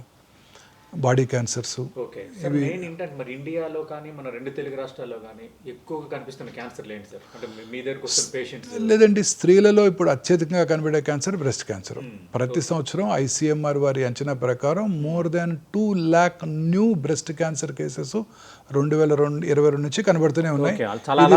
అలామింగ్ ఉంది. సంవత్సరానికి ఒక 30,000 పెరుగుతాయని కూడా కొన్ని రకాల ఎస్టిమేట్స్ సూచిస్తున్నాయి సంవత్సరానికి. ఆ తర్వాత గ్యాస్ట్రో ఇంటెస్టైనల్ ట్రాక్ క్యాన్సర్స్ అంటే ఓరల్ క్యావిటీ నుంచి కింద దాకా, ఈ అన్నవాగి నుంచి కింద దాకా, ఇవి కూడా 2,24,000 చూస్తున్నాం. అంటే అన్నీ కలుపుకొని అవి కూడా చాలా కామన్గా చూస్తున్నాం. ఇది ఇక పురుషుల్లో లంగ్ క్యాన్సర్ ఒకటి అర్బన్ ఏరియాస్లో చాలా ఎక్కువగా కనబడుతూ ఉంటుంది. ఇంకా దక్షిణ భారతదేశంలో ముఖ్యంగా పూరర్ సెక్షన్స్ ఆఫ్ ద సొసైటీలో రూరల్ ఏరియాస్లో ఈ గుట్కా తినటం ఇంకా ఎక్కువగా ఉండటంతో, టొబాకో యూసేజ్ ఎక్కువగా ఉండటంతో ఓరల్ క్యావిటీ క్యాన్సర్స్, నాలుక క్యాన్సర్స్, స్వరపేటిక్ క్యాన్సర్స్ కూడా ఎక్కువగా చూస్తున్నామండి. ఓకే సార్, ఏంటి సార్ అంటే ఇప్పుడు చాలా అపోహలు కూడా ఉన్నాయి. అంటే టాల్కమ్ పౌడర్ వాడితే క్యాన్సర్ వస్తుంది అంటారు, దానికి కొంత క్లారిటీ ఇస్తారు సార్? లేదండి, డియోడ్రెంట్స్, టాల్కమ్ పౌడర్ వాడటం వల్ల ఎటువంటి క్యాన్సర్స్ రావు. కానీ కొన్ని స్టడీస్, కొన్ని పాపులర్ బ్రాండ్ మీద చాలా లా సూట్స్ కూడా ఉన్నాయి యునైటెడ్ స్టేట్స్లో. ఇంటిమేట్ ప్రైవేట్ పార్ట్స్లో ఎక్కువగా టాల్కమ్ పౌడర్ వాడినట్టయితే అది లోపలికి అబ్జార్బ్ చేయబడి ఓవేరియన్ క్యాన్సర్ వచ్చే అవకాశం ఉంటుందని కొన్ని స్టడీస్ చూపిస్తున్నాయి. బట్ అన్నిట్లోనూ అది పూర్తిగా నిర్ధారణ కాలేదు. అయినప్పటికీ కూడా ఖచ్చితంగా ఇంటిమేట్ పార్ట్స్లో ఎక్కువగా టాల్కమ్ పౌడర్ వాడటం మంచిది కాదు. అది డెఫినెట్గా న్యాచురల్ పౌడర్స్ ఏమైనా కావాలంటే వాళ్ళు వేసుకోవచ్చు. సార్ ఇప్పుడు అంటే పౌడర్స్ అంటే టాల్కమ్ పౌడర్ దొరుకుతుంది కదా సార్, అంటే మనం రాసుకునేది అందుబాటులో వేరే పౌడర్స్ లేవు.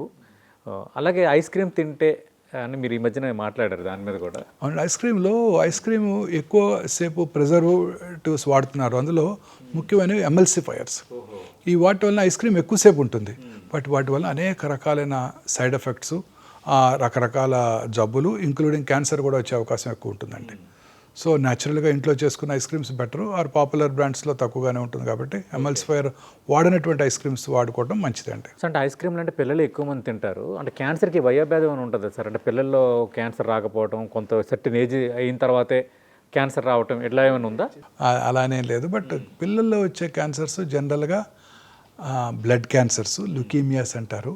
అలాగే central nervous system tumours, soft tissue tumours అంటే కాళ్ళలోను మజిల్స్లో వచ్చే ట్యూమర్స్, న్యూరోబ్లాస్టోమాస్, విల్మ్స్ ట్యూమర్స్ ఎక్కువగా చూస్తుంటాం. ఒక గుడ్ థింగ్ ఏంటంటే పిల్లల్లో వచ్చే క్యాన్సర్స్ క్యూర్ అయ్యే అవకాశాలు ఎక్కువ ఉంటాయండి. ముఖ్యంగా చిన్నపిల్లల్లో వచ్చే క్యాన్సర్ రావు. 100కి 70-80 మంది క్యూర్ అయిపోతాయండి. కొంచెం ఎర్లీగా గుర్తించినట్టయితే క్యూర్ అయ్యే అవకాశాలు ఎక్కువగా ఉంటాయి. అండ్ పిల్లలు ట్రీట్మెంట్ కూడా చక్కగా విత్స్టాండ్ చేసుకోగలరండి. చాలామంది భయపడుతుంటారు, పిల్లవాడికి కీమోథెరపీ ఇస్తారంటారండి డాక్టర్ గారు, ఎలా ఉంటుంది, చిన్నపిల్లలు ఎక్కడ తట్టుకుంటారని. అద్భుతంగా విత్స్టాండ్ చేసుకుంటారు. నేను చాలా వందల మంది పిల్లల్ని చూశాను, వాళ్ళు చక్కగా కీమో తీసుకుంటూ చదువుకుంటుంటారు ఎగ్జామ్కి. చాలా డెడికేషన్తో వాళ్ళు చక్కగా విత్స్టాండ్ చేసుకుంటారు, క్యూర్ అవుతాయి, వాళ్ళందరికీ కూడాను మంచి ఫ్యూచర్ ఉంటుంది. సార్ ఇప్పుడు ఈ కీమో అన్నారు కదా సార్, అంటే క్యాన్సరు డయాగ్నోస్ చేయడం అనేది ఒక ఎత్తు, రెండోది ఆ టెస్ట్లు ఈ కీమోథెరపీ ఇవ్వటం అనేది కొంత పెయిన్ఫుల్ థింగ్ అందరూ చెప్పుకుంటుంటారు. అంటే అవి లేకుండా భవిష్యత్తు చూడలేమా? సార్ చాలా మందిలో ఈ అపోహలు ఎక్కువగా ఉన్నాయండి. మ్యామోగ్రఫీ చేయించుకోండి అనగానే కూడా ఆ మ్యామోగ్రఫీ వల్ల రేడియేషన్ ఉంటుంది కదండి అంటారు. కొత్తగా వచ్చిన మ్యామోగ్రఫీ మెషిన్లో రేడియేషన్ చాలా తక్కువ అండి. డిజిటల్ మ్యామోగ్రఫీ మెషిన్స్లో రేడియేషన్ ఎక్స్పోజర్ చాలా తక్కువ. రెండోది, ఈ మధ్య ఒక మంచి ఇంట్రెస్టింగ్ స్టడీ చేశారు. 40 years నుంచి 8 years వరకు సంవత్సరానికి ఒకసారి మ్యామోగ్రఫీ చేయించుకోవటం ద్వారా వాళ్ళలో క్యాన్సర్ పెరుగుదల, అంటే నార్మల్ కన్నా క్యాన్సర్ వచ్చే అవకాశాలు ఒక నాట్ మోర్ దెన్ అబౌట్ 40 నుంచి 8 years వరకు కొన్ని మిలియన్స్ ఆఫ్ ఉమెన్ చేస్తే ఇప్పుడు 200 కొత్త క్యాన్సర్లు కనుక్కున్నారే తప్ప ఎక్కువ ఇంక్రీజ్డ్ ఇన్సిడెన్స్ లేనే లేదు. చాలామందిలో అపోహ ఉంది, రేడియలాజికల్ ఇన్వెస్టిగేషన్తో రేడియేషన్ ఎక్స్పోజర్ చాలా తక్కువగా ఉంటుంది ఓల్డెన్ డేస్తో పోల్చినట్టయితే. మీరు అన్నట్టు పెట్ సిటీ చేయించుకోండి అనగానే పెట్ సిటీ వల్ల రేడియేషన్ వస్తాడు కదండి అని అడుగుతారు. ఇది ఎక్కువ అపోహ ఉంది సార్. పెట్ సిటీ అంటే చాలా ఇప్పుడు అది చేసుకున్న తర్వాత మీకు చాలా ఇబ్బందులు ఎదుర్కొంటారని ఉంది సార్. పూర్తిగా అపోహ మాత్రమేనండి, పూర్తిగా అపోహ మాత్రమే. ఇప్పుడు కొత్తగా వచ్చిన PET CT, digital PET CT, AI power digital PET సిటీలో రేడియేషన్ ఎక్స్పోజరు ఇంతకుముందు ఉన్న పెట్ సిటీ మెషిన్స్తో పోల్చినట్టయితే 1/3 ద డోస్. పాత PET CT scans, conventional PET CT స్కాన్స్తో radiation exposure 23 to 24 millisieverts ఉన్నట్టయితే ఈ కొత్త పెట్ సిటీతో 8 మిల్లీ సివరెట్స్. మన మధ్య గుర్తుందా మీకు, కరోనా వచ్చినప్పుడు ఆల్ ఇండియా ఇన్స్టిట్యూట్ డైరెక్టర్ గారు సిటీ స్కాన్లు చేయించుకోవద్దు, సిటీ స్కాన్లు చేయించుకుంటే 300 ఎక్స్రే వచ్చిన రేడియేషన్ వస్తుందని. వెంటనే ఇండియన్ రేడియలాజికల్ సొసైటీ వెంటనే వాళ్ళకు ఒక దాన్ని రిబర్ట్ చేస్తూ వాళ్ళు ఒక స్టేట్మెంట్ ఇవ్వడం జరిగింది. మీరు చదువుకున్నప్పుడు ఆ సిటీ స్కాన్ మెషిన్లో అంత డోస్ ఉండేదేమో, ఇప్పుడు కొత్తగా వచ్చిన సిటీ స్కాన్ మెషిన్స్లో రేడియేషను 10 ఎక్స్రేస్తో సమానం, అంత ఎక్స్పోజర్ ఏమి ఉండదని చెప్పడం జరిగింది. లో డోసేజ్ సిటీ స్కాన్స్ ఇప్పుడు అందుబాటులోకి వచ్చాయి. ఈ పెట్ సిటీ కూడా లో డోసేజ్తో చేయడం జరుగుతుంది. ఇప్పుడు ఆ రేడియేషన్ కూడా అవాయిడ్ చేయడానికి పెట్ ఎంఆర్ అందుబాటులోకి వచ్చింది. పెట్ ఎంఆర్ఐలో రేడియేషన్ ఎక్స్పోజరే ఉండదు. ఆ పెట్ సిటీలో ఇచ్చే మెడిసిన్ కూడా చాలా తక్కువ. ఆ డిజిటల్ పెట్ సిటీ స్కాన్లో కూడా రేడియేషన్ ఎక్స్పోజర్ చాలా తక్కువ, ఇచ్చే మెడిసిన్ కూడా ఓన్లీ 3 మిల్లీ క్యూరీస్. పెట్ ఎంఆర్లో కూడా అత్యధిక తక్కువ రేడియేషన్ డోస్తో, hardly 1 to 2 millisieverts radiation డోస్తో మనం ఎంటైర్ బాడీ పెట్ ఎంఆర్ చేయడానికి అవకాశం ఏర్పడింది. అలాగే ఇలా అన్నిటి మీద, క్యాన్సర్ ట్రీట్మెంట్ మీదే అపోహలు ఉన్నాయండి. క్యాన్సర్ మీద, క్యాన్సర్ డయాగ్నోసిస్ మీద, క్యాన్సర్ ట్రీట్మెంట్ మీద కూడా అపోహలు ఉన్నాయి. నేను బయాప్సీ చేయాలండి, బయాప్సీ చేస్తే కానీ ఇది ఏ రకమైన క్యాన్సరో తెలియదు అని అంటే, బయాప్సీ చేయాలా డాక్టర్ గారు, మొత్తం తీస్తే సరిపోదా అని అడుగుతారు. ఎందుకండి అని అడుగుతాను. ఈ నీడిల్ పెట్టి గుచ్చితే క్యాన్సర్ పెరిగిపోద్దట కదా అని అడుగుతారు. నీడిల్ పెట్టి బయాప్సీ చేయడం వల్ల క్యాన్సర్ అప్స్టేజ్ అవ్వదు. మీ ఇంట్లో మీ అమ్మగారు బిర్యానీ చేస్తే టేస్ట్ ఎలా తెలుసుకుంటారని అడుగుతాను. స్పూన్తో తింటాను, స్పూన్తో తింటే బిర్యానీ పాడైపోద్దా అని అడుగుతాను. అవదండి అంటారు. ఇది కూడా అంతే, ఒక ముక్క తీసుకోవడం వల్ల ఎటువంటి మనకు క్యాన్సర్ డయాగ్నోసిస్ చాలా ఇంపార్టెంట్. క్యాన్సర్ డయాగ్నోసిస్లో రకరకాల మనకి పద్ధతులు, ఆ డయాగ్నోసిస్ వల్ల రకరకాల ట్రీట్మెంట్ ఆప్షన్స్ని మనం అనలైజ్ చేయడానికి అవకాశం ఉంటుందని వాళ్ళకి చెప్తుంటాను. తర్వాత సర్జరీ చేయాలంగానే అడుగుతారు, కత్తి పెడితే క్యాన్సర్ పెరిగిపోద్దంట కదా డాక్టర్ గారు, మరి మీరేంటి సర్జరీ చేస్తానంటున్నారని. సో ఇదే వాళ్ళకి భయం. ఇప్పుడు చెప్తాను, క్యాన్సర్కి సర్జరీ ఒకటే చికిత్స. బ్రెయిన్ నుంచి కాలు చిటికన వేలు వరకు బ్లడ్ క్యాన్సర్ తప్ప ఏ ఇతర క్యాన్సర్కైనా అర్లీ స్టేజ్లో కనుక్కున్నట్టయితే సర్జరీ చేయడం ద్వారానే మనం క్యూర్ చేయగలము. ఇంకా ఏ ఇతర చికిత్స క్యాన్సర్ని క్యూర్ చేయలేదని కూడా గట్టిగా చెప్తాను. ఇంకా మీరు అన్నట్టు కీమోథెరపీ మీద అపోహలు ఉన్నాయి. డయాగ్నోసిస్ అవ్వగానే ఫస్ట్ క్వశ్చన్ అడుగుతారు, డాక్టర్ గారు కీమోథెరపీ అవసరం ఉండదు కదా అని అడుగుతాడు. సర్జరీ గురించి అడగరు. అందరికీ మీరే అన్నట్టే భయం ఎక్కువ. కీమోథెరపీ అంటే క్యాన్సర్ కన్నా ప్రమాదకరమైంది, కీమోథెరపీ తీసుకోవడం కన్నా క్యాన్సర్తో చనిపోవడం చాలా సులభంగా ఉంటుందని కూడా అనుకుంటూ ఉంటారు. ఇది కూడా పూర్తిగా అపోహేనండి. రకరకాల న్యూయర్ కీమోథెరపీ ఏజెంట్స్ అందుబాటులో ఉన్నాయి. హెయిర్ ఫాల్ కూడా ప్రివెంట్ చేయడానికి స్కాల్ప్ కూలింగ్ సిస్టమ్స్ అందుబాటులో వచ్చాయి. ఇప్పుడు ఇందాక మనం డిస్కస్ చేసినట్టు ఫ్యూచర్లో అంతా కూడా టార్గెటెడ్ థెరపీలు, ఇమ్యూనోథెరపీలు అందుబాటులోకి వస్తున్నాయి. తద్వారా మనం ఎటువంటి సైడ్ ఎఫెక్ట్స్ లేకుండా క్యాన్సర్ కీమోథెరపీ ఇవ్వడానికి అవకాశం ఏర్పడుతుంది. సరే, ఇందాక మధ్యలో మీరు ప్రస్తావించారు ఏఐ కోసం. ఇప్పుడు ఎక్కడ చూసినా ఆర్టిఫిషియల్ ఇంటెలిజెన్స్ కోసమే చర్చ జరుగుతోంది. దాని ద్వారా ఇంకా అద్భుతాలు జరగబోతున్నాయి ఆల్రెడీ మనం చూస్తున్నాం. సోషల్ మీడియా నుంచి పై లెవెల్ వరకు అన్ని రకాలుగా ఏఐ వాడకం పెరిగింది. ఇప్పుడు ఈ చికిత్సలో అంటే క్యాన్సర్ చికిత్సలో ఏఐ వాడకం ఎలా ఉండబోతుంది, దీనివల్ల కలిగే అడ్వాంటేజెస్ ఏంటి ఫ్యూచర్లో? మేము అసలు అనౌన్స్ చేయడానికి కూడా భయపడుతున్నామండి. ఇప్పుడు మ్యామోగ్రఫీ చేసామనుకోండి, మీకు మ్యామోగ్రఫీ చేసిన 50 సెకండ్స్లో రిపోర్ట్ వచ్చేస్తుంది. అంతా కూడా ఆర్టిఫిషియల్ ఇంటెలిజెన్స్ రిపోర్ట్ ఇచ్చేస్తుంది. రేడియాలజిస్టులు దాన్ని సర్టిఫై చేస్తారు. ఈ ఆర్టిఫిషియల్ ఇంటెలిజెన్స్ రిపోర్ట్ ఇచ్చేస్తుందండి విత్ ఇన్ 50 సెకండ్స్లో. అలాగే పెట్ సిటీ స్కాన్ చేసాం, less then 1 minute PET CT scan చేసాం. పెట్ సిటీ స్కాన్ అయిపోయిన తర్వాత 60 సెకండ్స్లో 32 పేజ్ రిపోర్ట్ ఇచ్చేస్తుంది ఆర్టిఫిషియల్ ఇంటెలిజెన్స్. ఎంఆర్ఐ చేసాం, అదే విత్ ఇన్ 30 సెకండ్స్ 50 సెకండ్స్, రాత్రి 1 గంటకి ఎంఆర్ఐ చేసాం, విత్ ఇన్ 1 మినిట్ రిపోర్ట్ వచ్చేస్తుంది. అందులో స్ట్రోక్ ప్రోటోకాల్ కనుక చేసినట్టయితే థ్రాంబోసిస్ ఉందా, హెమరేజ్ ఉందా వెంటనే చెప్పేస్తారు. సిటీ సెట్ చెస్ట్ చేసాం, లంగ్లో మెటాస్టైసిస్ ఉన్నాయా లేవా వెంటనే చెప్పేస్తాం. అలాగే ఇప్పుడు సిటీ కరోనరీ యాంజియో అంటారు, యాంజియో చేసుకోవడానికి సిటీ స్కాన్ ద్వారా విత్ ఇన్ 1 మినిట్ రిపోర్ట్ వచ్చేస్తుంది అన్ని చోట్ల. తర్వాత రేడియోథెరపీ ప్లానింగ్లో కూడా రేడియోథెరపీ ప్లాన్ చేస్తుంటాం. ఉదాహరణకి గర్భసంచి ముఖద్వార క్యాన్సర్కి మేము రేడియేషన్ చేస్తున్నాం. చక్కగా రేడియేషన్ ప్లానింగ్ జరిగింది, రేడియేషన్ ఆంకాలజిస్ట్ చక్కగా ప్లాన్ చేశారు. 4 రోజులు రేడియేషన్ ఇచ్చేసాం. ఇచ్చేసిన తర్వాత 4వ రోజు పేషెంట్ హ్యాడ్ కాన్స్టిపేషన్. కాన్స్టిపేషన్ అయితే ఏమవుతుందండి, రక్తం ఉబ్బుతుంది. రక్తం ముందే ఈ గర్భసంచి ఉంటుంది, ఒక 2 మిల్లీమీటర్లు ఈ గర్భసంచిని ముందుకు మూవ్ చేస్తుంది. కానీ రేడియేషన్ ఏమో పాత లొకేషన్లోనే ఇవ్వడం జరుగుతుంది. దానివల్ల రేడియేషన్ రక్తం మీద పడుతుంది కొంతవరకు. ఈ మెషిన్ ఏం చేస్తుందంటే ఈ artificial intelligence powered linear accelerator అంటే రేడియేషన్ ఇచ్చే పరికరం కృత్రిమ మేధస్సుతో పనిచేస్తుంది. దాంట్లో it has got its own CT scan. అంటే చూస్తుంది, చూసిన తర్వాత దానికి ఉన్న కృత్రిమ మేధస్సుతో ఆలోచిస్తుంది. అంటే మనిషి బ్రెయిన్ కన్నా కొన్ని 100,000 రెట్లు పవర్ఫుల్ అది కృత్రిమ మేధస్సు. ఆలోచిస్తుంది, అదేమిటి గర్భసంచి ఇక్కడ ఉండాల్సింది, ఇవాళ ఈ రక్తం వచ్చి దాన్ని 2 మిల్లీమీటర్లు ముందుకు పుష్ చేసింది అని ఆలోచిస్తుంది. ఆలోచించి క్రొత్త లొకేషన్కి అడాప్ట్ చేసుకుంటుంది. మళ్ళీ రేడియేషన్ రీప్లాన్ చేస్తుంది, డెలివర్ చేస్తుంది. 2 నిమిషాల్లో. అదే మనం చేయాలంటే 2 రోజులు పడుతుంది. అంత ఈజీ కాదు. సో డయాగ్నోసిస్లోను రేడియేషన్ ట్రీట్మెంట్లో కూడా artificial intelligence place a major role now. ఇవన్నీ అందుబాటులోకి వచ్చేసాయి ఇప్పుడు. మీరు ఖచ్చితంగా ఇంకొక 10 ఏళ్ల తర్వాత నా ప్లేస్లో ఒక రోబోతోనే ఇంటర్వ్యూ చేస్తుంటారు మీరు. ఖచ్చితంగా రోబోతో ఇంటర్వ్యూ చేస్తారు. డాక్టర్ గారి ప్లేస్లో ఒక రోబో కూర్చుంటుంది, దానికి అన్ని లాంగ్వేజెస్ వచ్చు. అరబిక్లో, సోమాలీలో, తెలుగులో, రకరకాల లింగోస్లో, మన యాసలో మాట్లాడుతూ ఉంటుంది. అన్ని రకాల డయాగ్నోసిస్ చేస్తుంది, టెస్ట్లు ఆర్డర్ చేస్తుంది, టెస్ట్ రిపోర్ట్ని అనలైజ్ చేస్తుంది. అన్ని స్పెషాలిటీస్ అంతా ఇన్ఫర్మేషన్ అంతా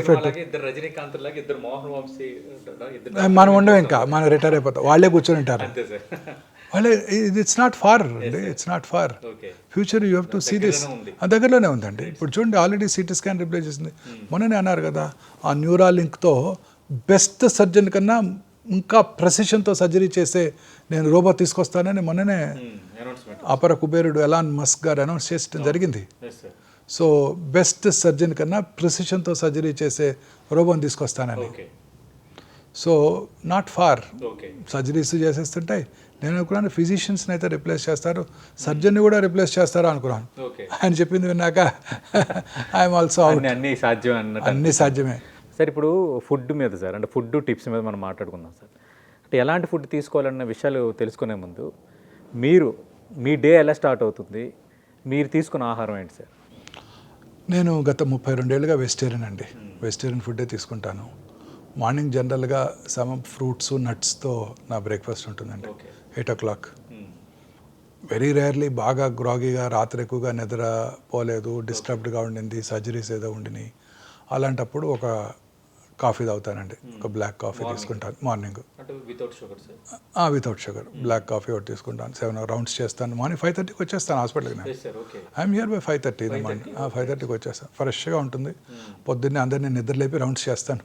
వాళ్ళు వెయిట్ చేస్తుంటారు లెగ్స్ పాపం పేషెంట్లు. 8 వరకు రౌండ్స్ చేస్తాను. 8కి బ్రేక్ఫాస్ట్ చేస్తాను. నట్స్ ఫ్రూట్స్ డెఫినెట్గా ఉంటాయండి. ఉంటాయి. ఫెర్మెంటెడ్ ఎప్పుడన్నా వారానికి ఒక రోజు ఇడ్లీ అలాంటివి కూడా తీసుకుంటుంటాను. మధ్యాహ్నం సార్ లంచ్ అయింది. కంటిన్యూస్గా వర్క్ చేస్తాను. లంచ్ ఏదో రోటీ, పుల్కా, బార్లీ రోటీ, పుల్కా, రైస్ కొంచెం వారానికి ఒక 2-3 రోజులు రైస్, 2 రోజులు బార్లీ పెట్టు. బోర్ కొట్టకుండా రకరకాల వెజిటబుల్స్. ఈవినింగ్ 6-7 లోపల తీసేసుకుంటానండి డిన్నర్ ఖచ్చితంగా. అందులో ఖచ్చితంగా వారానికి 2 రోజులు రాజ్మా, 2 రోజులు చోళ్ళే ఉంటాయండి ఖచ్చితంగా. అవి తీసుకుంటాను రెగ్యులర్గా.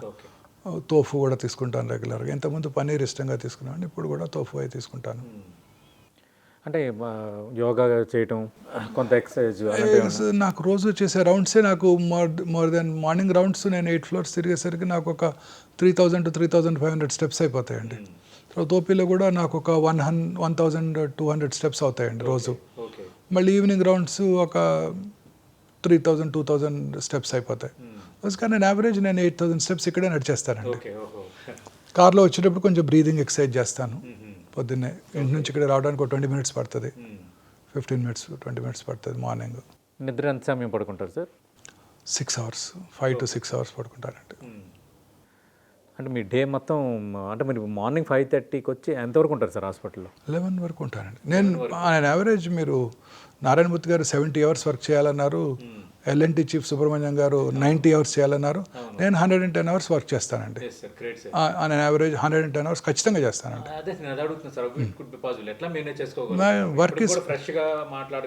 వర్క్ ఈజ్ ప్లెజర్ అండి. This is my meditation. మనకి as long as you enjoy your work, you don't get burnt out. 110 hours ఖచ్చితంగా చేస్తాను. ఇప్పుడు మనం ఏంటండి 75 ఏళ్ళు ఉన్న మోడీ గారు వర్క్ చేయట్లేదా 110 hours? చంద్రబాబు నాయుడు గారు వర్క్ చేయట్లేదా? వాళ్ళందరూ కూడా చేస్తున్నారు. వాళ్ళు ఇదే పుట్టప్ 100 hours ఈజీగా. మోడీ గారు 75 years వచ్చేసాయి కదండి, వారికి కూడా 100 hours వర్క్ చేస్తున్నారు వాళ్ళంతా. మలేషియా ప్రైమ్ మినిస్టర్ 100 years అయిపోయింది మొన్న. Mahathir Mohamad ex prime minister, ఆయన ఏం చెప్పారు? ఎక్కువసేపు వర్క్ చేస్తుంటాను, చదువుతూ ఉంటాను, నా బ్రెయిన్ షార్ప్గా ఉండటానికి ఆలోచిస్తూ చదువుతూ ఉంటానని చెప్పారు. మనం షార్ప్గా ఉండాలంటే రెగ్యులర్గా వర్క్ చేయటమేనండి. కంటిన్యూస్గా వర్క్ చేస్తూనే ఉంటాను, కూర్చునేది లేదు.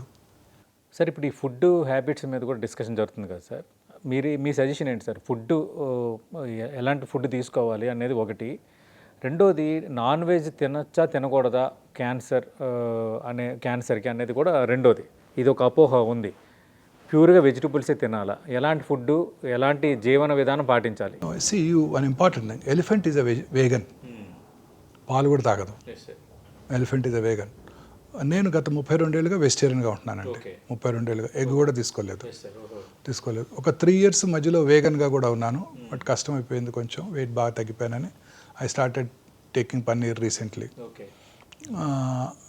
Vegetarian food is adequate for us అండి. దాంట్లో గుడ్ క్వాలిటీ ఆఫ్ ప్రోటీన్స్ అన్నీ ఉంటాయండి మనకి. నట్స్లో దొరికే ఎసెన్షియల్ ఫ్యాటీ యాసిడ్స్ అన్నీ. As long as you take good vegetarian food, good proteins, broccoli, cauliflower, వీటన్నిటిలో గుడ్ ప్రోటీన్ అండి. వేగన్ కాకపోతే పన్నీరు, మిల్క్లో చక్కటి ప్రోటీన్ దొరుకుతుంది. తోఫులో చాలా గుడ్ ప్రోటీన్ ఉంటుంది. స్పినాచ్, ఆకుకూరలో ఉండే protein, good quality of protein దొరుకుతుందండి. ఇవన్నీ సరిపోతాయి మనకి. I don't think we need to be non vegetarians to get good protein food. వెజిటేరియన్స్కి ఎడిక్వేట్ ఫుడ్ ఉంటుంది, మంచి హెల్త్ కూడా ఉంటుంది. వెజిటేరియన్ డైట్ తినడం వల్ల అన్ని రకాల సిస్టమ్స్ కూడా బాగా ఇంప్రూవ్ అవుతాయండి. షార్ప్గా ఉంటామని కూడా నేను గట్టిగా నమ్ముతాను. అంటే నాన్ వెజ్ తీసుకోవచ్చా తీసుకోకూడదు సార్? తీసుకోవాల్సిన అవసరం లేదు, but it is left them. చాలామంది తీసుకుంటూ ఉంటారు. నా పిల్లలు ఎదురు నాన్ వెజ్ తీసుకుంటారు. ఓకే, దానివల్ల ఇదేమీ లేదు, నష్టమేమీ లేదు. బట్ నాన్ వెజ్ చాలామంది అడుగుతుంటారు పేషెంట్స్, వెజిటేరియన్ పేషెంట్స్, నేను గుడ్లు తినాలా అండి, ఆపరేషన్ అయిపోయిన తర్వాత రికవర్ అవడానికి నాన్ వెజ్ తినాలా అండి అని అడుగుతారు. అవసరం లేదు. We get good quality protein in the vegetarian diet also. మీకు నాన్ వెజిటేరియన్ తినడం అలవాటు ఉన్నట్టయితే you can continue, but preferably home cooked food. ఈ ప్రాసెస్డ్ ఫుడ్ తీసుకోవద్దు అంతే. అంటే హోమ్ కుక్డ్ ఫుడ్ అనేది చాలా ఇంపార్టెంట్, అత్యుత్తమైంది. Great sir. That's all. బయట దొరికే ప్రాసెస్డ్ ఫుడ్స్, ఈ ఫుడ్స్ తీసుకోకూడదు. మదిరలో ఒక చిన్న ప్రైమరీ స్కూల్లో చదువుకున్న ఒక విద్యార్థి చిగురుపాటి మోహన్ వంశీ ఎక్స్పెక్ట్ చేశారా అంటే క్యాన్సర్ లాంటి ఒక కీలకమైన దీనికి ఒక డాక్టర్గా ఈ స్థాయిని ఇప్పుడు రెండు సరిపోల్చుకుంటున్నప్పుడు ఎలా అనిపిస్తుంది సార్? ఇట్స్ గుడ్ అండి. నాకు స్టిల్ ఐ రిమెంబర్ ఒకసారి విజయవాడ ట్రైన్లో వెళ్తుంటే బ్రిడ్జ్ ఉంటుంది, వైరా రివర్ బ్రిడ్జ్. అది ఆ బ్రిడ్జ్కి బ్రిడ్జ్ ఉంటుంది మదర్ రాకముందు. నా చిన్నప్పుడు నాన్నగారు అక్కడ మెడికల్ డాక్టర్, గవర్నమెంట్ డాక్టర్, నాన్నగారు కూడా డాక్టరే. గవర్నమెంట్ ఎంబీబీఎస్ డాక్టర్ గారు. నాన్నగారు అక్కడ మధుర పిహెచ్సిలో డాక్టర్. ఆయనకి అప్పుడు డాక్టర్ అంటే పెద్ద పొజిషన్ ఆ రోజుల్లో, 1967-70s ఆ పెద్ద పొజిషన్. అప్పుడు ఒక అటెండరు ఫిషింగ్ కోసం వెళ్ళాడు, నన్ను మా అన్నయ్యని కూడా తీసుకెళ్ళాడు. నాకు గుర్తుంది అక్కడ ఫిషింగ్ చేశాను నేను అని. So it's good. ఆ తర్వాత కొత్తగూడెంలో స్కూలింగ్ చేశాను, రామచంద్ర హై స్కూల్లో. తర్వాత ఖమ్మం రామకృష్ణ విద్యాలయం మాంట్ఫోర్ట్ హై స్కూల్లో మిగతా స్కూలింగ్ జరిగింది. ఆ తర్వాత పాండిచ్చేరిలో ఎంబీబీఎస్ చేయడం జరిగింది. సార్ మన బ్రదరు ఏంటి sir? My brother is a chartered accountant అండి, elder brother. Younger brother is a mechanical engineer. Okay, ముగ్గురు అన్నదమ్ములు. Great sir. అంటే ఫాదర్ యాక్చువల్గా మిమ్మల్ని కార్డియాలజిస్ట్గా చూడాలనుకున్నారని అంటారు, నిజమేనా? అవునండి, my father always wanted me to become cardiac surgeon. ఇది తీసుకున్నారని కొద్ది రోజులు మాట్లాడలేదు. ఎప్పుడు చెప్తుండేవారు, చిన్నప్పటి నుంచి చెప్తుండేవారు. All India institute director doctor Venugopal పేరు చెప్తూ ఉండేవారు. ఆ రోజుల్లోనే ఎయిమ్స్ డాక్టర్ గోపీనాథ్ అని డాక్టరు. తర్వాత ఆయన చెప్పారు, ఆయన క్వార్టర్ నుంచి హాస్పిటల్కి వెళ్ళడానికి సైకిల్ మీద వెళ్ళేవాళ్ళంట. ఆ రోజు ఆ సైకిల్కి గేర్ బాక్స్ కూడా ఉండేది కాదట. ఆ ప్యాంటు ఆ చైన్లో పెడితే కలర్ మారిపోద్దని దాన్ని క్లిప్స్ పెట్టుకునేవారంట. ఆయన ఆల్ ఇండియా ఇన్స్టిట్యూట్లో ప్రొఫెసర్ ఆయన డాక్టర్ గోపీనాథ్. తర్వాత డాక్టర్ వేణుగోపాల్, వీరి పేర్లు చెప్పి నువ్వు కూడా వారిలాగా పెద్ద కార్డియాక్ సర్జరీ అవ్వాలని చెప్తూ ఉండేవారు ఆయన. మా ప్రొఫెసర్ గారు జిప్పర్ పాండిచ్చేరిలో క్యాన్సర్ సర్జరీ ఎక్కువ చేసేవారండి. ఆయన నన్ను మోటివేట్ చేశారు, ఈ క్యాన్సర్ సర్జరీ చేయాలి, ఇది కొంచెం డిఫికల్ట్ ఫీల్డ్, ఇది దీంట్లో మంచి ఇది ఉంటుంది, కెరీర్ కాదు తృప్తి ఉంటుంది అనేవారు ఆయన. సాటిస్ఫాక్షన్, ఎవరు చేయట్లేదు ఇది, మేము టేకప్ చేయాలి క్యాన్సర్ సర్జరీ. నా ప్రొఫెసర్ గారు నన్ను పాండిచ్చేరిలో మోటివేట్ చేశారు. అందువల్ల I became a cancer surgeon. అంటే ఇప్పుడు కూడా అంటే కొందరికి సామాన్యులకి వైద్యం అందుబాటులో ఉండటం లేదు అనేది ఒక చర్చ ఎప్పుడు జరుగుతూనే ఉంటుంది సార్. వెరీ ట్రూ అండి. అంటే ప్రైవేట్ హాస్పిటల్కి వెళ్తే కాస్ట్లీగా ఉంటుంది, అందుబాటులో లేదండి. ఎందుకు సార్ మా ఇండియాలో ఇంత కాస్ట్లీ? ఇండియాలో కాదండి, ఇప్పుడు ఇక్కడ భారతదేశంలో పెట్ స్కాను 10,000కి చేస్తున్నారు. అదే యునైటెడ్ స్టేట్స్లో పెట్ స్కాన్ చేయించుకోవాలంటే 2 లక్షల రూపాయలు అవుతుందండి. అక్కడ నుంచి ఫ్లైట్లో ఇక్కడికి వచ్చి పెట్ స్కాన్ చేయించుకుని వెనక్కి వెళ్ళిపోతున్నారు. అంటే 20 రెట్లు, 20 రెట్లు ఎక్కువ. ఇండియాలో medical treatment is the cheapest. కాకపోతే ఎక్విప్మెంట్స్ ఆర్ ప్రొహిబిటివ్లీ ఎక్స్పెన్సివ్ అండి, ప్రొహిబిటివ్లీ ఎక్స్పెన్సివ్. ఇందాక మనం డిస్కస్ చేసాము, digital artificial intelligence power digital PET city ఎంత ఉంటుంది అనుకుంటున్నారు కాస్ట్? 17 crores. దాని annual maintenance contract AMC CMC ఎంత ఉంటాయి అనుకుంటున్నారు? మళ్ళీ అది runs in to hundreds of thousands. ఆ తర్వాత ఈ AI powered linear accelerator $4.2 million. And దానికి కట్టే కస్టమ్స్ ఎంత అండి? 37% కస్టమ్స్ కట్టాలి మీరు. ఇంపోర్ట్ చేసుకున్నారు. మీరు ఏరోప్లేన్ తెచ్చుకున్నారనుకోండి, బోయింగ్ 737 తెచ్చుకున్నారు టర్కీ నుంచో, లేకపోతే బోయింగ్ సియాటల్ నుంచి కొనుక్కొచ్చుకున్నారు, మీరు కట్టే ట్యాక్స్ ఎంత అండి? 4 to 6%. మరి దీనికేమో ఎంత కట్టాలి ట్యాక్స్? యాక్చువల్గా ఇలాంటి వాటికి తగ్గించాలి మామూలుగా ప్రభుత్వం, ఇది ఎందుకంటే ప్రజలకు ఉపయోగపడేవి. టెస్లా కారు తెచ్చుకున్నారు, అది కారు అమెరికాలో 38 లక్షలు అంట, ఇక్కడికి వచ్చేసరికి 58 లక్షలు 45 లక్షలు కడుతున్నారు. మరి సరే కారుకు వేస్తున్నారు, దీనికి కూడా వేస్తే ఎలాగండి?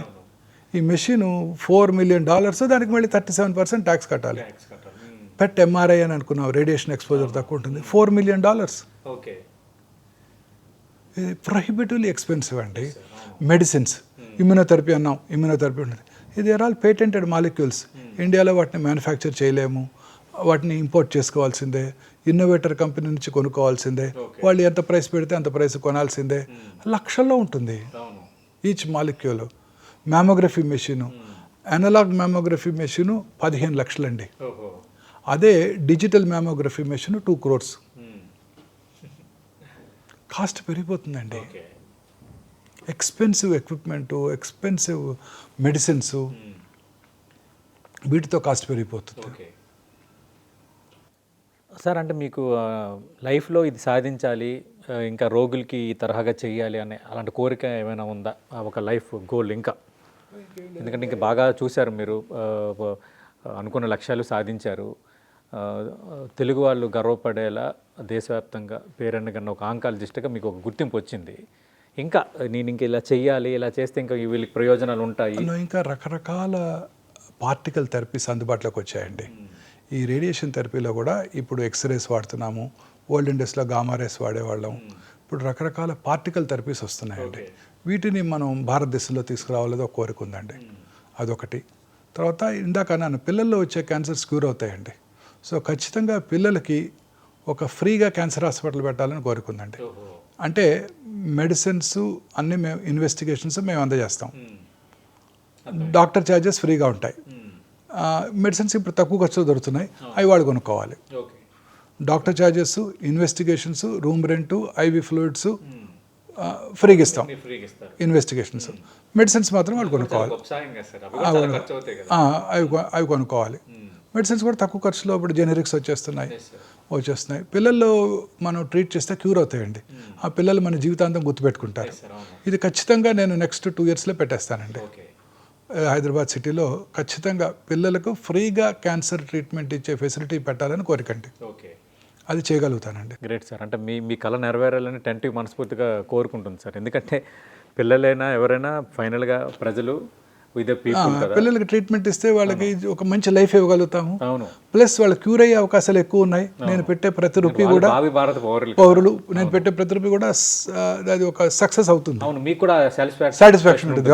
ఈ పిల్లాడికి 10 ఏళ్ళ క్రితం మనం ట్రీట్మెంట్ ఇచ్చాం, ఇప్పుడు ఈ పిల్లాడు డాక్టర్ అయ్యాడు, యాక్టర్ అయ్యాడు అనుకుంటూ. మంచి ఆశయం సార్. అది ఆశయం నెరవేరాలని మనస్ఫూర్తిగా ఇది ఒకటి కోరుకుంటున్నాను. ఖచ్చితంగా చేస్తానండి. మీరు నిజంగా ఈరోజు ఇంటర్వ్యూ నాకు చాలా హ్యాపీగా అనిపించింది. ఎందుకంటే ఇప్పుడు క్యాన్సరు కారణాలు అనేవి ఒక ఎత్తు అయితే ఎక్కువగా చర్చ జరిగేది చికిత్స, మరి క్యాన్సర్కి మందులు దొరకవా, వీటి మీద. కానీ చాలా గుడ్ న్యూస్లు చెప్పారు సార్ మీరు. ఇంకా 10 ఏళ్ళలో అన్ని రకాల మందులు వస్తున్నాయి, ఇప్పటికి అందుబాటులో వస్తున్నాయి, కొత్తగా రకాల ట్రీట్మెంట్స్. క్యాన్సర్ రావడానికి ముందుగా పట్టుకోవడం, ఈ రేడియేషన్ ఎఫెక్ట్ లేకుండా ఉండడం, ఎర్లీగా గుర్తించడం. రియల్లీ ఇవన్నీ త్వరితగతిన జరగాలని సరిపోతాయండి. 10 years అండి కోరుకుందాం. మీ ప్రయాణం ఇలాగే కొనసాగాలని మనస్ఫూర్తిగా కోరుకుంటున్నాను. నమస్తే సార్ మోహన్ వంశీ గారు. ఇది ప్రముఖ ఆంకాలజిస్ట్ చిగురుపాటి మోహన్ వంశీ గారితో 10 TV స్పెషల్ ఇంటర్వ్యూ. క్యాన్సర్ రోగులు భయపడాల్సిన అవసరం లేదు. క్యాన్సర్ అనేది ఒక పెనుభూతం అన్న ఆ భావనని మైండ్ నుంచి తీసేయండి. మందులు అందుబాటులోకి వస్తున్నాయి. ముందుగానే క్యాన్సర్ని అన్ని రకాల 77 రకాల క్యాన్సర్ని డిటెక్ట్ చేసే టెస్టులు కూడా అందుబాటులోకి వచ్చేసాయి. ప్రస్తుతం ఒమేగా హాస్పిటల్లో కూడా అందుబాటులో ఉన్నాయి. రానున్న రోజుల్లో అన్ని క్యాన్సర్లకు మందులు కూడా అందుబాటులోకి రాబోతున్నాయి. ఏ టెక్నాలజీతో అద్భుతాలు కూడా జరగబోతున్నాయి. సరైన జీవన ప్రమాణాలు, ఆరోగ్యకరమైన ఫుడ్డు, పొల్యూషన్కి దూరంగా ఉండటము, పనిలో నిమగ్నం అవటం, ఇలాంటి కొన్ని లక్షణాల ద్వారా మనం రోగాలకు దూరంగా ఉండొచ్చు అన్నది వంశీ గారు చెబుతున్నది. అంతకు మించి చాలా పెద్ద ఆశయం ఉంది ఆయనకి. పిల్లలకి క్యాన్సర్ సోకిన పిల్లలకి ఉచితంగా వైద్యం అందించాలనేదే తన ఆశయం. వాళ్ళ కోసం ఒక ప్రత్యేకంగా హాస్పిటల్ పెట్టాలన్న యోచనలో ఆయన ఉన్నారు. ఖచ్చితంగా ఆయన ఆశయం అనేది చాలా గొప్ప ఆశయం. వైద్యునిగా ఆయనకి ఆశయం నెరవేరాలని మనం కూడా మనస్ఫూర్తిగా కోరుకుందాం. ఇది మోహన్ వంశీ గారితో 10 TV స్పెషల్ ఇంటర్వ్యూ.